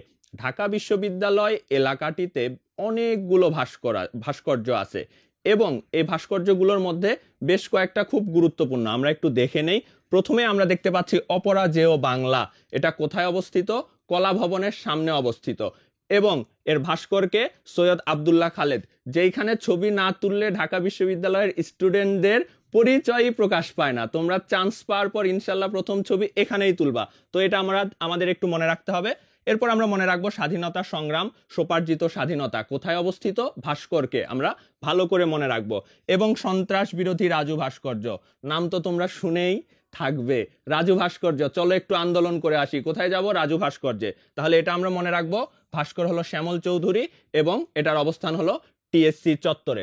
চলো তারপর চলে যাই জুলাই গণ অভ্যুত্থানে। জুলাই গণ অভ্যুত্থান বিশাল একটা সময়, অনেক কিছু এখানে ঘটে গেছে। এখানে পড়ার সময় আমরা বেশ কয়েকটা ঘটনা প্রবাহগুলো মনে রাখবো। কবে কোন ঘোষণাগুলো দেয়া হয়েছিল এবং সেগুলো কবে পালন করা হয়েছে, এবং যারা শহীদ আছেন তারা কবে শহীদ হয়েছেন। যেমন আমরা যদি প্রথম শহীদের কথা মনে করি, আবু সাইদ, উনি কবে শহীদ হলেন, এবং পরবর্তীতে মীর মাহফুজুর রহমান মুগ্ধ, উনি কবে শহীদ হলেন। এই শহীদদের ডেটগুলো আমরা মনে রাখবো। পাশাপাশি আর কি মনে রাখবো? পাশাপাশি জুলাই শহীদ স্মৃতি ফাউন্ডেশন, এখান থেকে আমরা মনে রাখবো কে সভাপতি। সভাপতি আমরা মনে রাখবো। এবং তোমরা জেনে থাকবে যে সাধারণ সম্পাদক পদটা কিন্তু অলরেডি বিলুপ্ত হয়ে গেছে। সভাপতি এবং সিইও বর্তমানে আছে। তো সিইও, এই দুটা আমরা মনে রাখবো। তারপর আছে জুলাই redjuly.live একটা ওয়েবসাইট। এই ওয়েবসাইটটা জাহাঙ্গীরনগর বিশ্ববিদ্যালয়ের শিক্ষক এবং ছাত্ররা মিলে তৈরি করেছে, এটা আমরা একটু মনে রাখবো। তারপর জুলাই স্মৃতি ভবন ঢাকা বিশ্ববিদ্যালয়ে অবস্থিত, মনে রাখবো। জুলাই শহীদ স্মৃতি উদ্যান, এটা কোথায় অবস্থিত? এটা চট্টগ্রামে অবস্থিত, আমরা ভালো করে মনে রাখবো। এবং এই উদ্যানটার আগের নাম ছিল কিন্তু জাতিসংঘ উদ্যান, এটাও ভালো করে মনে রাখতে হবে। জুলাই গণ অভ্যুত্থান রিলেটেড বিভিন্ন গ্রন্থ, দ্য আর্ট অফ ট্রাম্প, এগুলো ডক্টর মোহাম্মদ ইউনূস গিফট করছেন কাকে? জো বাইডেনকে, জাস্টিন ট্রুডোকে আমরা মনে রাখবো। তারপর সেনাবাহিনীর যে নির্বাহী ক্ষমতা, সেনাবাহিনী কিন্তু বর্তমানে বাংলাদেশে যে অরাজকতা ছিল সেটা ডিফেন্ড করার জন্য আছে। কবে থেকে আছে তারিখটা আমরা মনে রাখবো, 17 সেপ্টেম্বর 2024। এবং মনসুন রেভলিউশন, এটা মনে রাখবো। এই যে আমাদের গণ অভ্যুত্থান, এই অভ্যুত্থানের নামটা কিন্তু ডক্টর মোহাম্মদ ইউনূস দিয়েছেন মনসুন রেভলিউশন। চলে যাই আমরা পরের স্লাইডে। সংবিধান সংশোধন, তোমরা জেনে থাকবে যে রিসেন্টলি কিন্তু পঞ্চদশ যে সংশোধনী ছিল সেখানকার কিছু সংশোধনী বাতিল করা হয়েছে। চলো আমরা একটু দেখে আসি।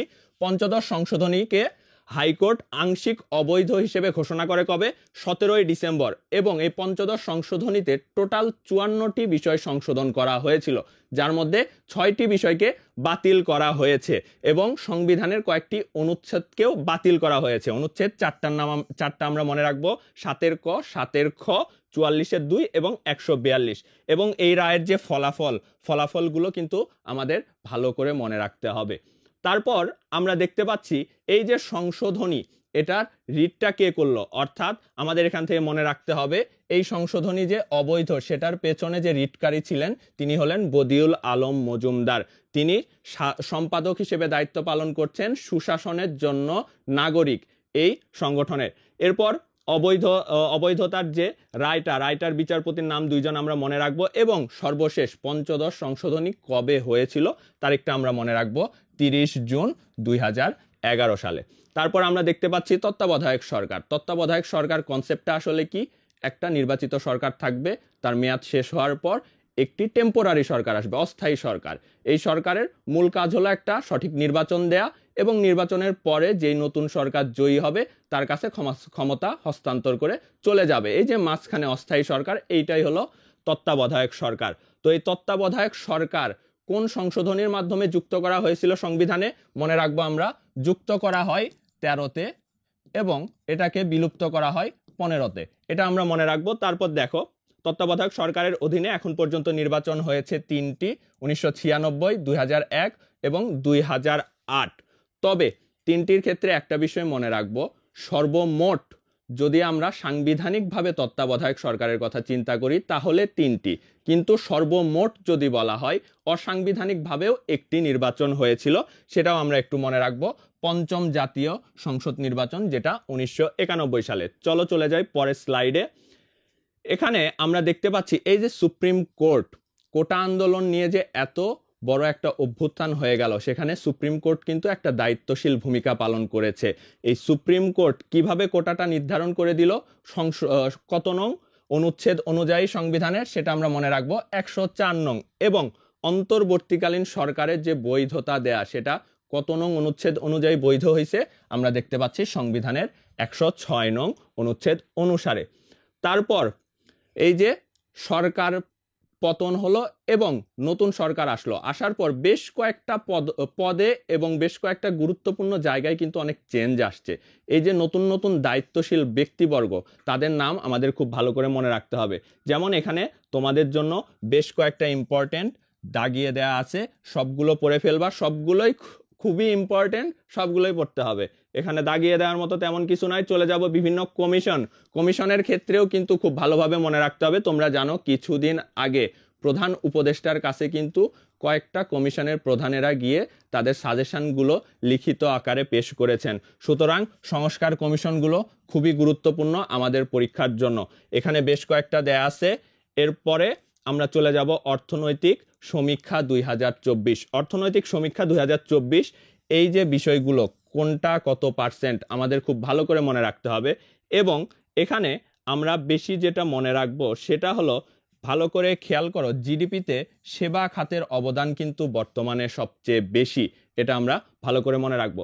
চলে যাব বাজেটের ক্ষেত্রেও এই তথ্যগুলো দাগিয়ে দেওয়ার মতো কিচ্ছু নাই, খুবই ছোট করে দেয়া হয়েছে, সবগুলো তোমাদের মনে রাখতে হবে। এবং বাজেটে সর্বোচ্চ বরাদ্দকৃত খাত ছিল জনপ্রশাসন, এই বিষয়টা ভালো করে মাথায় রেখো। তারপর আমরা দেখতে পাচ্ছি ক্ষুদ্র নিগোষ্ঠী। ক্ষুদ্র নিগোষ্ঠী, আমরা যদি জনসংখ্যার কথা চিন্তা করি তাহলে বাংলাদেশের সবচেয়ে বড় ক্ষুদ্র নিগোষ্ঠী হলো চাকমা। তবে এখানে একটু কথা আছে। কথা কি, বাংলাদেশে যে ক্ষুদ্র নিগোষ্ঠীরা বসবাস করে তাদের যদি আমরা বসবাসের কথা চিন্তা করি তাহলে দুই ভাগে ভাগ করতে পারি, একটা হলো পাহাড়ি অঞ্চলে আর একটা সমতল অঞ্চলে। যদি পরীক্ষায় আসে সমতল অঞ্চলে বসবাসকারী সর্ববৃহৎ ক্ষুদ্র নিগোষ্ঠী কোনটি, তাহলে কিন্তু উত্তর হয়ে যাবে সাঁওতাল। অর্থাৎ একটু খেয়াল করো, প্রথম হলো চাকমা, দ্বিতীয় মারমা, তৃতীয় ত্রিপুরা। তারা তিনটাই কিন্তু পাহাড়ি অঞ্চলে বসবাস করে। যদি সমতলের কথা চিন্তা করি তাহলে প্রথম হলো সাঁওতাল। এবং সবচেয়ে বেশি কোন জেলায় বসবাস করে? রাঙামাটিতে। এবং মুসলিম ধর্মাবলম্বী ক্ষুদ্র নিগোষ্ঠী হলো পাঙ্গন, এটা তোমরা জানো। তারপর এই যে ছকটা, এই ছকটা তোমাদের প্রিপারেশন বুকে অনেক বড় করে দেয়া আছে, কিন্তু এখানে আমরা ছোট করে দিয়েছি, এটা খুব ভালো করে মনে রেখো। তারপর আছে যুক্তরাষ্ট্রের নির্বাচন। এই নির্বাচনটা সম্পর্কে তোমাদের জানানোর জন্য আসবে পরবর্তী একটা ভাইয়া। তোমাদের শেষ মুহূর্তে একটা বিষয় ভালো করে বলে যাই যে আমরা যে বিষয়গুলো এখন পড়বো খুবই মনোযোগ দিয়ে পড়বো। আজকের ক্লাসটা খুবই ভালো করে করো, ইনশাল্লাহ তোমাদের সাথে দেখা হবে বিজয়ের কোনো এক মিছিলে। আল্লাহ হাফেজ। ধন্যবাদ জানাচ্ছি রিয়াদকে। রিয়াদের পরে এখন আমরা বাংলাদেশ বিষয়াবলী শেষ করলাম। আন্তর্জাতিক বিষয়াবলীগুলো নিয়ে আলোচনা করার জন্য আমি রিকোয়েস্ট করব এখন রাহাতকে। রাহাত এখন শুরু করবে যুক্তরাষ্ট্রের নির্বাচন। খুবই গুরুত্বপূর্ণ বিষয়। ক্লাসটা যত সামনের দিকে যাচ্ছে আমরা তত ইম্পর্টেন্ট টপিকগুলো আমরা পড়ানো শুরু করেছি। তো ক্লাসটা শেষ পর্যন্ত দেখো, তোমাদের উপকারে আসবে ইনশাল্লাহ। ডেকে নিচ্ছি রাহাতকে। আসসালামু আলাইকুম সবাইকে আমন্ত্রণ জানাচ্ছি আমাদের এই আজকের ক্লাসে। আচ্ছা, আমি কথা না বাড়িয়ে সরাসরি চলে যাচ্ছি আমাদের যে টপিক আছে। দেখো ভাইয়া, এখানে আমরা হচ্ছে স্লাইডে যে বিষয়গুলো অ্যাড করেছি বা স্লাইডে যে বিষয়গুলো দিয়েছি সেগুলো তোমরা পেয়ে যাবে। সো আমি হচ্ছে স্লাইডের বিষয়গুলো থেকে কথা বাড়িয়ে হচ্ছে তোমাদের সময় নষ্ট করব না, বরং কোন বিষয়গুলোতে হচ্ছে তোমরা এই মুহূর্তে ফোকাস দেবে আমি ওই বিষয়টা হচ্ছে আমি তোমাদের সাথে হচ্ছে আলোচনা করছি। দেখো, এখানে আমরা একটা নির্বাচন অ্যাড করেছি, সেটা হচ্ছে যুক্তরাষ্ট্রের 60তম নির্বাচন। শুধুমাত্র তোমাদের যুক্তরাষ্ট্রের 60তম নির্বাচন পড়লে হবে না, নির্বাচন থেকে হচ্ছে বর্তমান বিশ্বে বিভিন্ন দেশে হচ্ছে নির্বাচন অনুষ্ঠিত হয়েছে। আমরা হচ্ছে সেই নির্বাচনগুলোর যে ফলাফল বা নির্বাচনগুলোর ফলে বিভিন্ন দেশে যে সরকার প্রধানরা দায়িত্বপ্রাপ্ত হয়েছেন তাদের বিষয় সম্পর্কে আমরা পড়ব। এখানে আমরা একটা অ্যাড করেছি, যেমন যুক্তরাষ্ট্রের প্রেসিডেন্ট নির্বাচনে ডোনাল্ড ট্রাম্প জয়লাভ করেছেন। ডোনাল্ড ট্রাম্পের দলের নাম হচ্ছে রিপাবলিকান পার্টি, তার দলের প্রতীক হচ্ছে হাতি, সেটা তোমরা জানো। তো এই বিষয়গুলো নিয়ে আমি সময় নষ্ট না করে আমি হচ্ছে এখান থেকে আরও যেই বিষয়গুলো হচ্ছে তোমাদের আরও পড়তে হবে সেই বিষয়টা বলে দেই। তোমরা হচ্ছে যুক্তরাষ্ট্রের নির্বাচনের পাশাপাশি হচ্ছে যুক্তরাজ্যের নির্বাচনটাও ভালো করে পড়বা, কারণ হচ্ছে যুক্তরাজ্যের নির্বাচনের মধ্য দিয়ে আমরা জানি 14 বছর পরে হচ্ছে লেবার পার্টি ক্ষমতায় আসছে, আর লেবার পার্টির ক্ষমতার আসার মধ্য দিয়ে হচ্ছে কিয়ার স্টারমার হচ্ছে যুক্তরাজ্যের বর্তমান প্রধানমন্ত্রী হিসেবে দায়িত্ব পালন করছেন।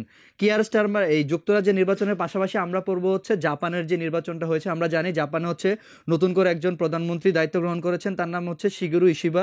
ঠিক একইভাবে যুক্তরাজ্য, জাপান, এই যে নতুন নতুন সরকার প্রধান আসলো তাদের পাশাপাশি হচ্ছে থাইল্যান্ডের নতুন সরকার প্রধান হিসেবে দায়িত্ব পালন গ্রহণ করেছেন। তারপর হচ্ছে লেবাননের নতুন প্রধানমন্ত্রী হিসেবে একজন দায়িত্ব নিয়েছেন। এই যে বিশ্বের বিভিন্ন দেশে নির্বাচনগুলো হচ্ছে এবং যেই দেশগুলো অর্থনৈতিক বা সামরিক বিভিন্ন দেশ দিক দিয়ে হচ্ছে শক্তিশালী, এর পাশাপাশি বিশ্বের বিভিন্ন ক্ষেত্রে আলোচিত সেসব দেশের নির্বাচন এবং সরকার প্রধান এদের সম্পর্কে হচ্ছে আমরা ভালোভাবে হচ্ছে পড়ার চেষ্টা করব এবং তাদের সম্পর্কে আমরা পড়বো। এখান থেকে ইনশাল্লাহ ভর্তি পরীক্ষায় তোমাদের প্রশ্ন কমন থাকবে। সো এখানে ডিটেলস যেগুলো আছে তোমরা হচ্ছে যখন স্লাইডটা পাবে সেগুলো হচ্ছে তোমরা পড়ে নেবে। সো আমি আর এখানে হচ্ছে কথা না বাড়িয়ে আমাদের পরবর্তী স্লাইডে চলে যাচ্ছি। পরবর্তী স্লাইডেও যুক্তরাষ্ট্রের নির্বাচন সম্পর্কিত হচ্ছে প্রেসিডেন্ট, ভাইস প্রেসিডেন্ট, এই বিষয়গুলো হচ্ছে একটু আমরা ভালো করে দেখব। এখান থেকে প্রেসিডেন্ট হিসেবে ডোনাল্ড ট্রাম্প জয়লাভ করেছেন সেটা আমরা জানি। ভাইস প্রেসিডেন্ট হিসেবে আসে হচ্ছে জেমস ডেভিড ভ্যান্স। আর ভাইস প্রেসিডেন্টের সাথে আমরা আরেকটা জিনিস জেনে রাখবো, সেটা হচ্ছে রানিং মেট। এটা অনেক সময় হচ্ছে বিশ্ববিদ্যালয়ে ভর্তি পরীক্ষায় আসে যে রানিং মেট জিনিসটা কি। রানিং মেট হচ্ছে, এটা একদম সহজ কথায় মনে রাখবে, যুক্তরাষ্ট্রের প্রেসিডেন্টের যে সহকারী বা তার যে ভাইস প্রেসিডেন্ট আছে তাকে বলা হয় রানিং মেট। তাহলে যুক্তরাষ্ট্রের বর্তমান রানিং মেট বা ভাইস প্রেসিডেন্টের নাম হচ্ছে জেমস ডেভিড ভ্যান্স। বাকিগুলো নিজেরা পড়ে নিবা। এর মধ্যে যেটা হচ্ছে গুরুত্ব দিয়ে পড়তে হবে সেটা হচ্ছে ডিপার্টমেন্ট অফ গভর্নমেন্ট ইফিসিয়েন্সি, সংক্ষেপে বলা হয় এটাকে DOGE। এটা হচ্ছে যুক্তরাষ্ট্রের একটা নতুন রাষ্ট্রপতি নতুন একটা মন্ত্রণালয়ের অনুমোদন দিয়েছেন। সেই মন্ত্রণালয়ের প্রধান হিসেবে দায়িত্ব পালন করছেন হচ্ছে ইলন মাস্ক, বা তিনি হচ্ছে দায়িত্বটা নিয়েছেন। সো বাকিটা হচ্ছে তোমরা দেখে নিবে, এই কয়েকটা বিষয় হচ্ছে গুরুত্ব সহকারে দেখে। তারপরে চলে যাচ্ছি পরবর্তী স্লাইডে আমরা যেটা দেখতে পাচ্ছি সেটা হচ্ছে ফিলিস্তিন ইসরায়েল সংকট। আচ্ছা, বর্তমান বিশ্বে আমরা জানি যতগুলো আলোচিত ঘটনা আছে বা যতগুলো আলোচিত বিষয় আছে তার মধ্যে সবচাইতে বেশি গুরুত্বপূর্ণ যে সংকট সেটার নাম হচ্ছে ফিলিস্তিন ইসরায়েল সংকট। এই ফিলিস্তিন ইসরায়েল সংকট থেকে তোমাদের ভর্তি পরীক্ষার প্রশ্ন থাকবে, কোনো মিস নাই। সো আমরা এখান থেকে কি পড়বো? এখান থেকে হচ্ছে বর্তমান যেই সাম্প্রতিকটা তোমাদেরকে হচ্ছে স্লাইডে দেওয়া হয়েছে। এর পাশাপাশি তোমরা কি পড়বা? এর পাশাপাশি হচ্ছে তোমাদেরকে ফিলিস্তিন ইসরায়েল সংকটের পেছনের যে ইতিহাসটা আছে সেই ইতিহাসটা ভালো করে পড়তে হবে। ভর্তি পরীক্ষায় 2 জায়গা থেকে এই প্রশ্ন আসে। তাহলে ইতিহাস যখন আমরা পড়তে যাব, একটা জিনিস খুব ভালো করে পড়বো, সেটা হচ্ছে বেলফোর ঘোষণা। এই বেলফোর ঘোষণা সম্পর্কে ইতিমধ্যে তোমাদেরকে হচ্ছে ভাইয়ারা ক্লাসে, অনলাইন ক্লাসে হচ্ছে অনেক বিষয় নিয়ে আলোচনা করেছেন। সো আমি সংক্ষেপে হচ্ছে এই বিষয়টা একটু তোমাদের কাছে হচ্ছে উপস্থাপন করছি, কারণ হচ্ছে এটা ভর্তি পরীক্ষার জন্য অনেক বেশি গুরুত্বপূর্ণ এবং এখান থেকে প্রশ্ন আসার সম্ভাবনা অনেক বেশি। বেলফোর ঘোষণা হচ্ছে একদম সহজ ভাষায় যদি আমি বলি, একদম ইতিহাসে যাচ্ছি না, সহজ ভাষায় হচ্ছে 1917 সালের 2রা নভেম্বর যুক্তরাজ্যের যে তৎকালীন যে পররাষ্ট্র সচিব ছিলেন আর্থার বেলফোর কর্তৃক ইহুদি যাজক রথচাইল্ডের কাছে একটা চিঠি লেখা হয়েছিল। চিঠিটা কেন লেখা হয়েছিল? সেটা হচ্ছে যে প্যালেস্তাইন অঞ্চলে একটা ইহুদি রাষ্ট্র প্রতিষ্ঠার জন্য। এই যে ইহুদি রাষ্ট্র প্রতিষ্ঠার জন্য ইহুদি যাজক রথচাইল্ডকে যে চিঠিটা লেখা হয়েছে সেটাকে ইতিহাসে বেলফোর ঘোষণা নামে পরিচিত। বেলফোর ঘোষণার সালটা তোমাদের মনে রাখতে হবে, তারিখ মনে রাখার দরকার নাই।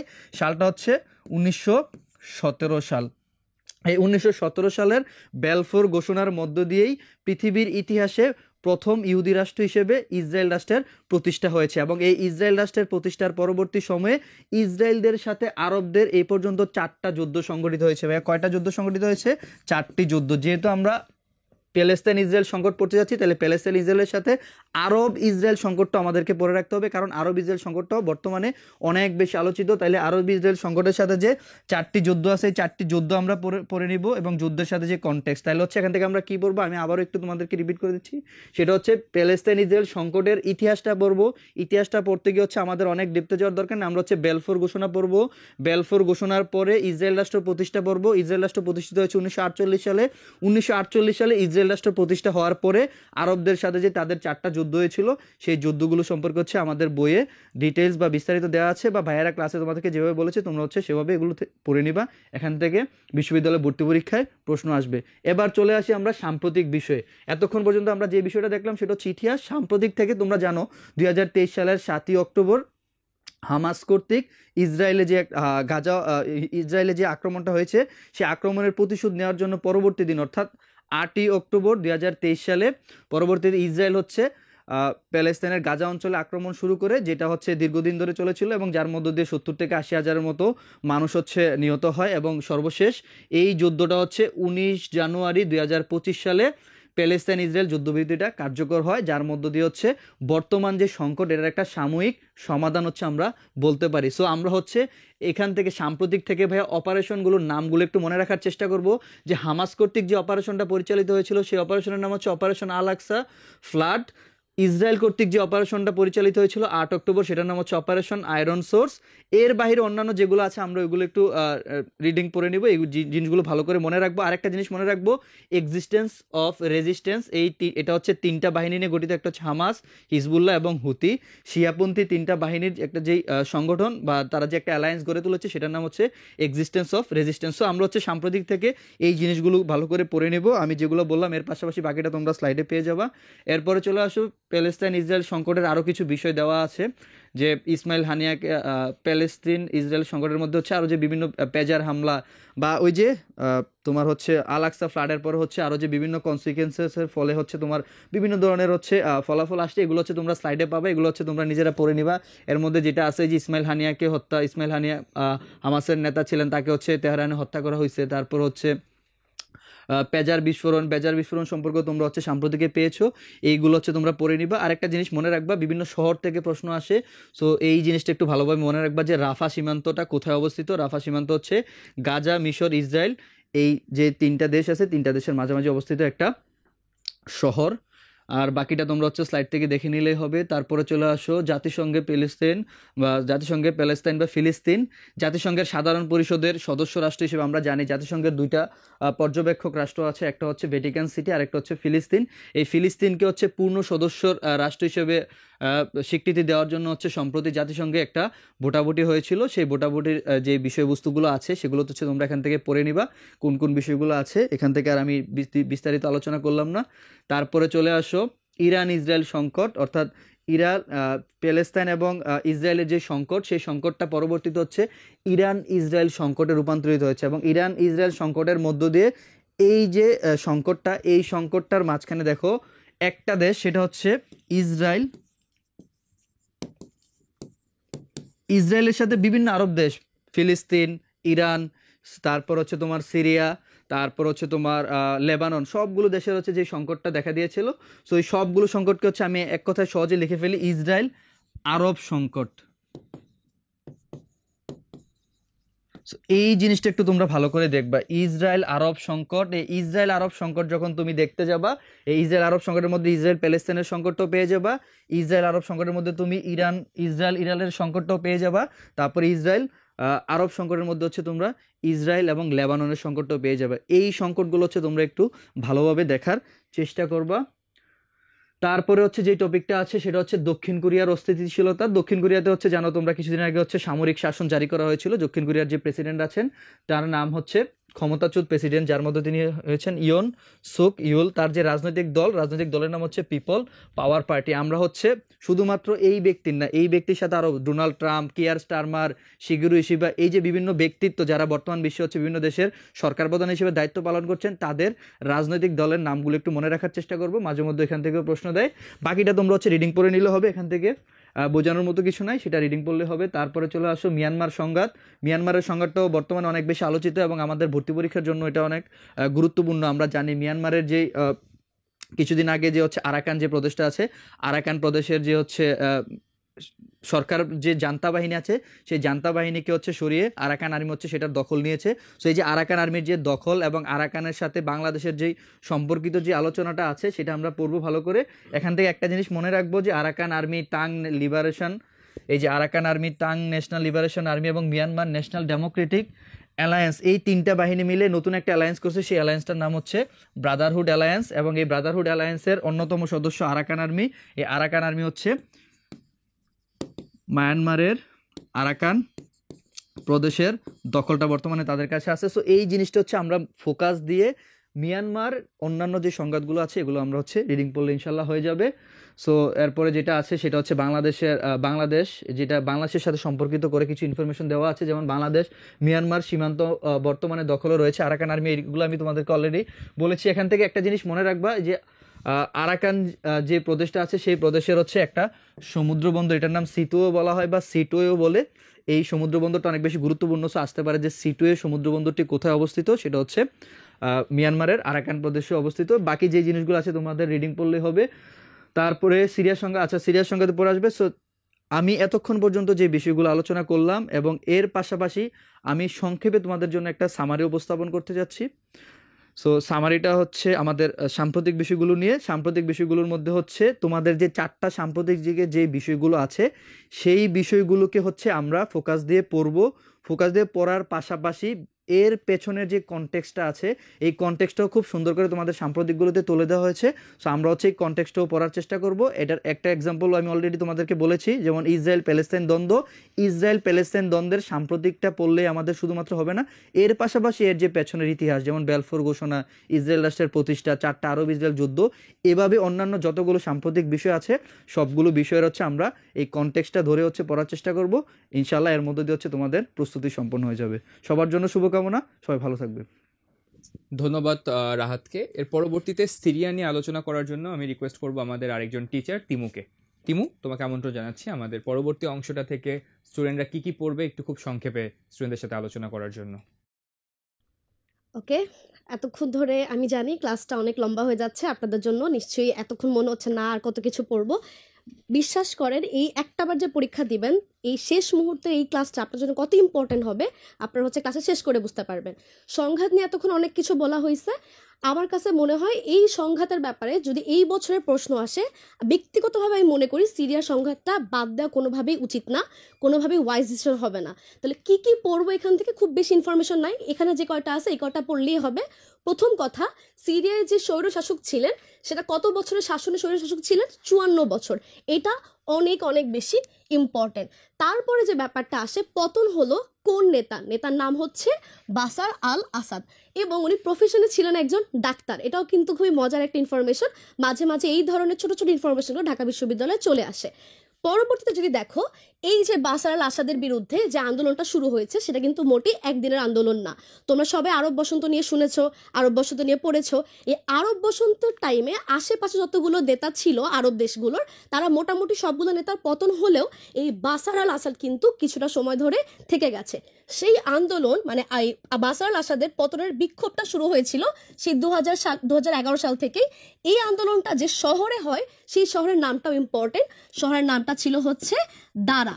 সো এই শহরের নামটাও মাথায় রেখো, মাঝে মাঝে প্রশ্ন চলে আসে ঢাকা বিশ্ববিদ্যালয়ে, দারা শহরটি কোন দেশে অবস্থিত। সো কোন দেশে অবস্থিত? দারা শহরটি হচ্ছে আমাদের সিরিয়াতে অবস্থিত। এরপরে দেখো, আমার কাছে যেটা এই পর্যন্ত এই সিরিয়ার সংঘাতের সাথে, তোমরা সকলেই জানো ইতিমধ্যে আমরা অনেকেই হচ্ছে এই ব্যাপারটা নিয়ে আগেও কাজ করেছি, সেটা হচ্ছে যখন কোনো একটা রিসেন্ট ইনসিডেন্ট হয় শুধুমাত্র রিসেন্ট টপিক থেকে প্রশ্ন আসে এমনটা কিন্তু নয়। মাঝে মাঝে দেখা যায় এই রিলেটেড প্রিভিয়াস টপিকগুলো থেকেও প্রশ্ন আসে। যেমন এই সিরিয়াতে বাশার আল আসাদ হচ্ছে একটা কারাগার চালাতো, মানে একটা বিখ্যাত কুখ্যাত বলা যায়, সেই কুখ্যাত কারাগারটার নাম হচ্ছে সাদনায়া কারাগার। এরকম কুখ্যাত কারাগার পরীক্ষায় প্রশ্ন আসার কিন্তু এর আগে আমরা নজির দেখেছিলাম, গুয়ান্তানামা বে তোমরা হয়তো শুনে থাকবে। সো এই যে কারাগারটার নাম সাদনায়া কারাগার কোন দেশে অবস্থিত, এই ইনফরমেশনটা একটু জেনে নেবা, কোন দেশে অবস্থিত? সিরিয়াতে অবস্থিত।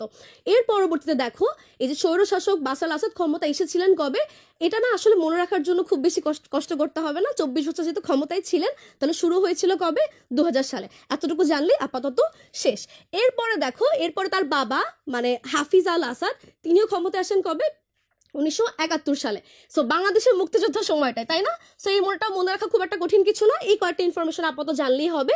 তার এরপরে এই রিলেটেড আরেকটি ইনফরমেশন যেটা না জানলেই না, এই যে বিক্ষোভটা হয়, এই বিক্ষোভটার নেতৃত্ব দেয় কোন দল, কোন বিদ্রোহী গোষ্ঠী নেতৃত্ব দেয়? তার নামটা হচ্ছে, এই যে দেখো, হায়াত তাহরির আল শাম, যেটাকে সংক্ষেপে HTSO বলা হয়। সো এই বিদ্রোহী দলটার নামটা মাথায় রাখবে। এবং আরো বেশি সেফ পয়েন্টে থাকার জন্য এই বিদ্রোহী দলটার যে কমান্ডার বা প্রধান আছে তার নামটা হচ্ছে আবু জোলানি, এই নামটাও একটু মনে রাখতে তোমরা পারো। এরপরে দেখো যে বর্তমানে যে সিরিয়া যেহেতু পতন হয়ে গেছে বাশার আল আসাদের, বর্তমানে যে সরকার ক্ষমতা এসেছে সেই সরকার প্রধানের নামটা তোমরা মনে রাখতে পারো, মোহাম্মদ আল বসির। সো এই ছিল হচ্ছে সিরিয়ার সংঘাত নিয়ে। ব্যক্তিগতভাবে আবারও বলছি, যেহেতু আমার একদমই পার্সোনাল অপিনিয়ন, হয়তো সব একমত নাও হতে পারে, বা পরীক্ষায় তো অবশ্যই প্রশ্ন আমরা জানি না কোথা থেকে আসতেছে, কিন্তু আমাদের যেটা ধারণা যে যদি প্রশ্নের থেকে খুব বেশি ইম্পর্টেন্টলি বা দু একটা যদি মনে হয় যে যেহেতু টিচাররা আমরা এতদিন ধরে তোমাদের সাথে আছি, আমরা কিছুটা হলেও গেস করতে পারি যে হয়তো এটা থেকে আসবে, সেই গেসিং থেকে বলছি সিরিয়ার সংখ্যাটা ভেরি ভেরি ইম্পর্টেন্ট, এবং এই পয়েন্টগুলো পড়লেই মোটামুটি আমাদের মতে তোমরা হয়তো একটা দুটা কমন পেয়ে যেতেও পারো যদি কপাল ভালো থাকে। Okay, moving to the next one, আন্দোলন। মাঝে মাঝে ঢাকা বিশ্ববিদ্যালয়ে আন্দোলন টাইপের প্রশ্নগুলো আসে, যেমন এর আগে তোমরা হয়তো বিগত বছর প্রশ্নগুলো দেখতে থাকলে দেখেছো যে মিঠু আন্দোলন বা এই ধরনের মুভমেন্টগুলো থেকে প্রশ্ন আসে। এই মুভমেন্টটা হচ্ছে 4B মুভমেন্ট। এত কিছু পড়ার দরকার নেই, শুধু এতটুকু জানো এটা একটা নারীবাদী আন্দোলন, এতটুকু ওয়ার্ডটা জানলেই হবে, আর তেমন কিছু জানার আসলে দরকার নেই। সো দেখো কি আন্দোলনটা আমরা একটু বলি, সেটা হচ্ছে নারীবাদী আন্দোলন। ওকে, সো বাকি কিছু এখানে পড়ার মতো তেমন কিছু নেই। এবং কোথায় প্রথম হয়েছিল হচ্ছে আমাদের দক্ষিণ কোরিয়াতে। কিন্তু কেন এই সময় এত বেশি কথা হচ্ছে? যুক্তরাষ্ট্রের ডোনাল্ড ট্রাম্পের প্রেসিডেন্ট ইলেকশনের টাইমে এই আন্দোলনটা আরো একবার হচ্ছে মাথাচাড়া দিয়ে ওঠে। এই কারণে এটা যেটা আলোচনায় চলে এসেছে, তাই তোমাদের জানানোর জন্য যে 4B আন্দোলন বা 4B মুভমেন্টটা কিসের উপর বেস করে হয়? নারীবাদী আন্দোলন।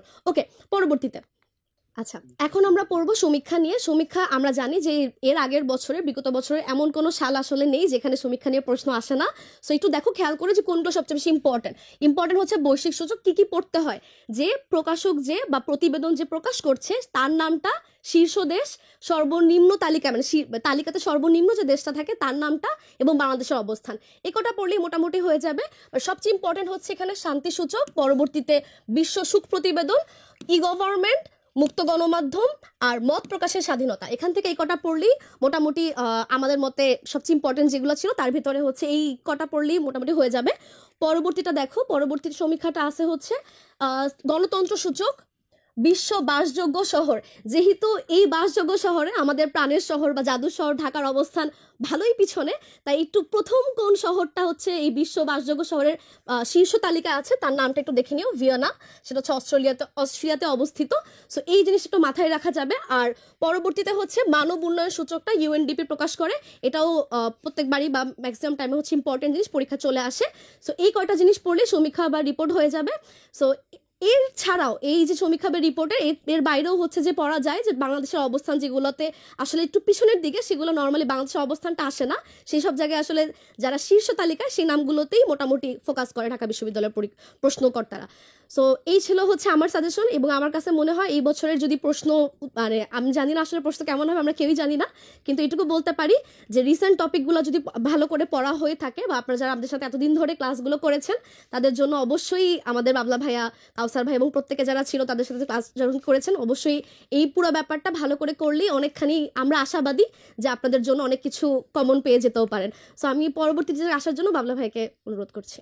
ধন্যবাদ তিমুকে সুন্দর মতো আলোচনার জন্য। আমরা খুব দ্রুত সামনের দিকে চলে যাব। সংগঠন থেকে প্রতি বছরই প্রশ্ন আসে, সংগঠন নিয়ে আলোচনা করার জন্য আমি আবারও সামনে আসার জন্য অনুরোধ করছি রিয়াদকে। রিয়াদ, খুব সংক্ষেপে সংগঠন থেকে স্টুডেন্ট এখন কি কি পড়বে সেগুলো একটু দেখিয়ে দিয়েছো। ধন্যবাদ বাবলা ভাই। আচ্ছা, সংগঠন থেকে আমরা প্রথমে যেটা পড়বো সেটা হলো ASS অর্থাৎ অ্যালায়েন্স অফ সাহেল স্টেট।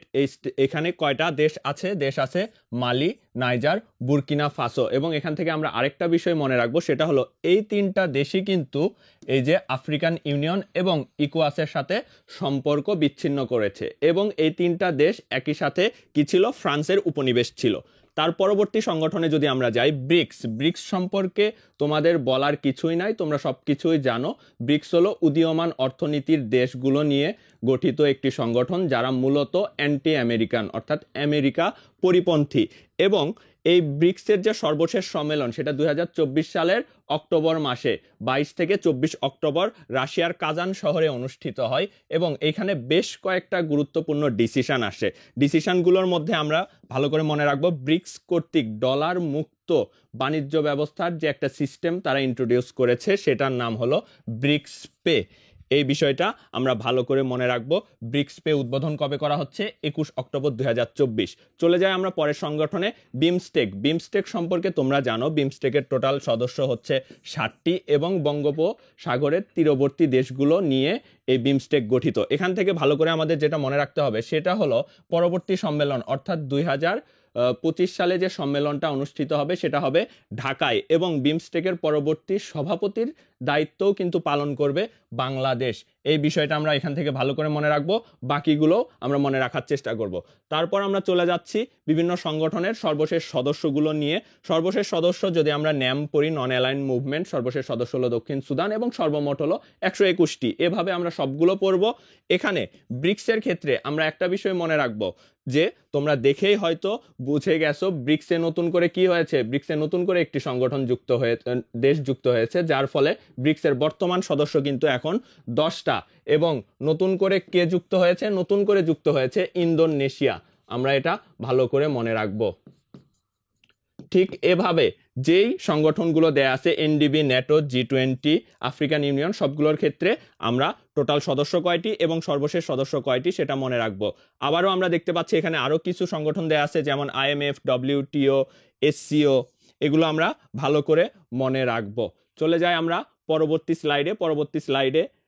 এখান থেকে দেখো PCA, ICC, এগুলো আমরা ভালো করে মনে রাখবো। কিভাবে পড়বো? টোটাল সদস্য কয়টি এবং সর্বশেষ সদস্য কোন দেশ।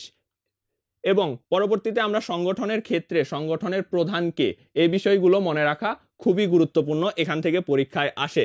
যেমন জাতিসংঘের ক্ষেত্রে অ্যান্তনিও গুতেরেস, ন্যাটোর নতুন করে মহাসচিব এসেছে যার নাম মার্ক রুটে। এবং এই মার্ক রুটে কোন দেশের? মার্ক রুটে কিন্তু নেদারল্যান্ডসের।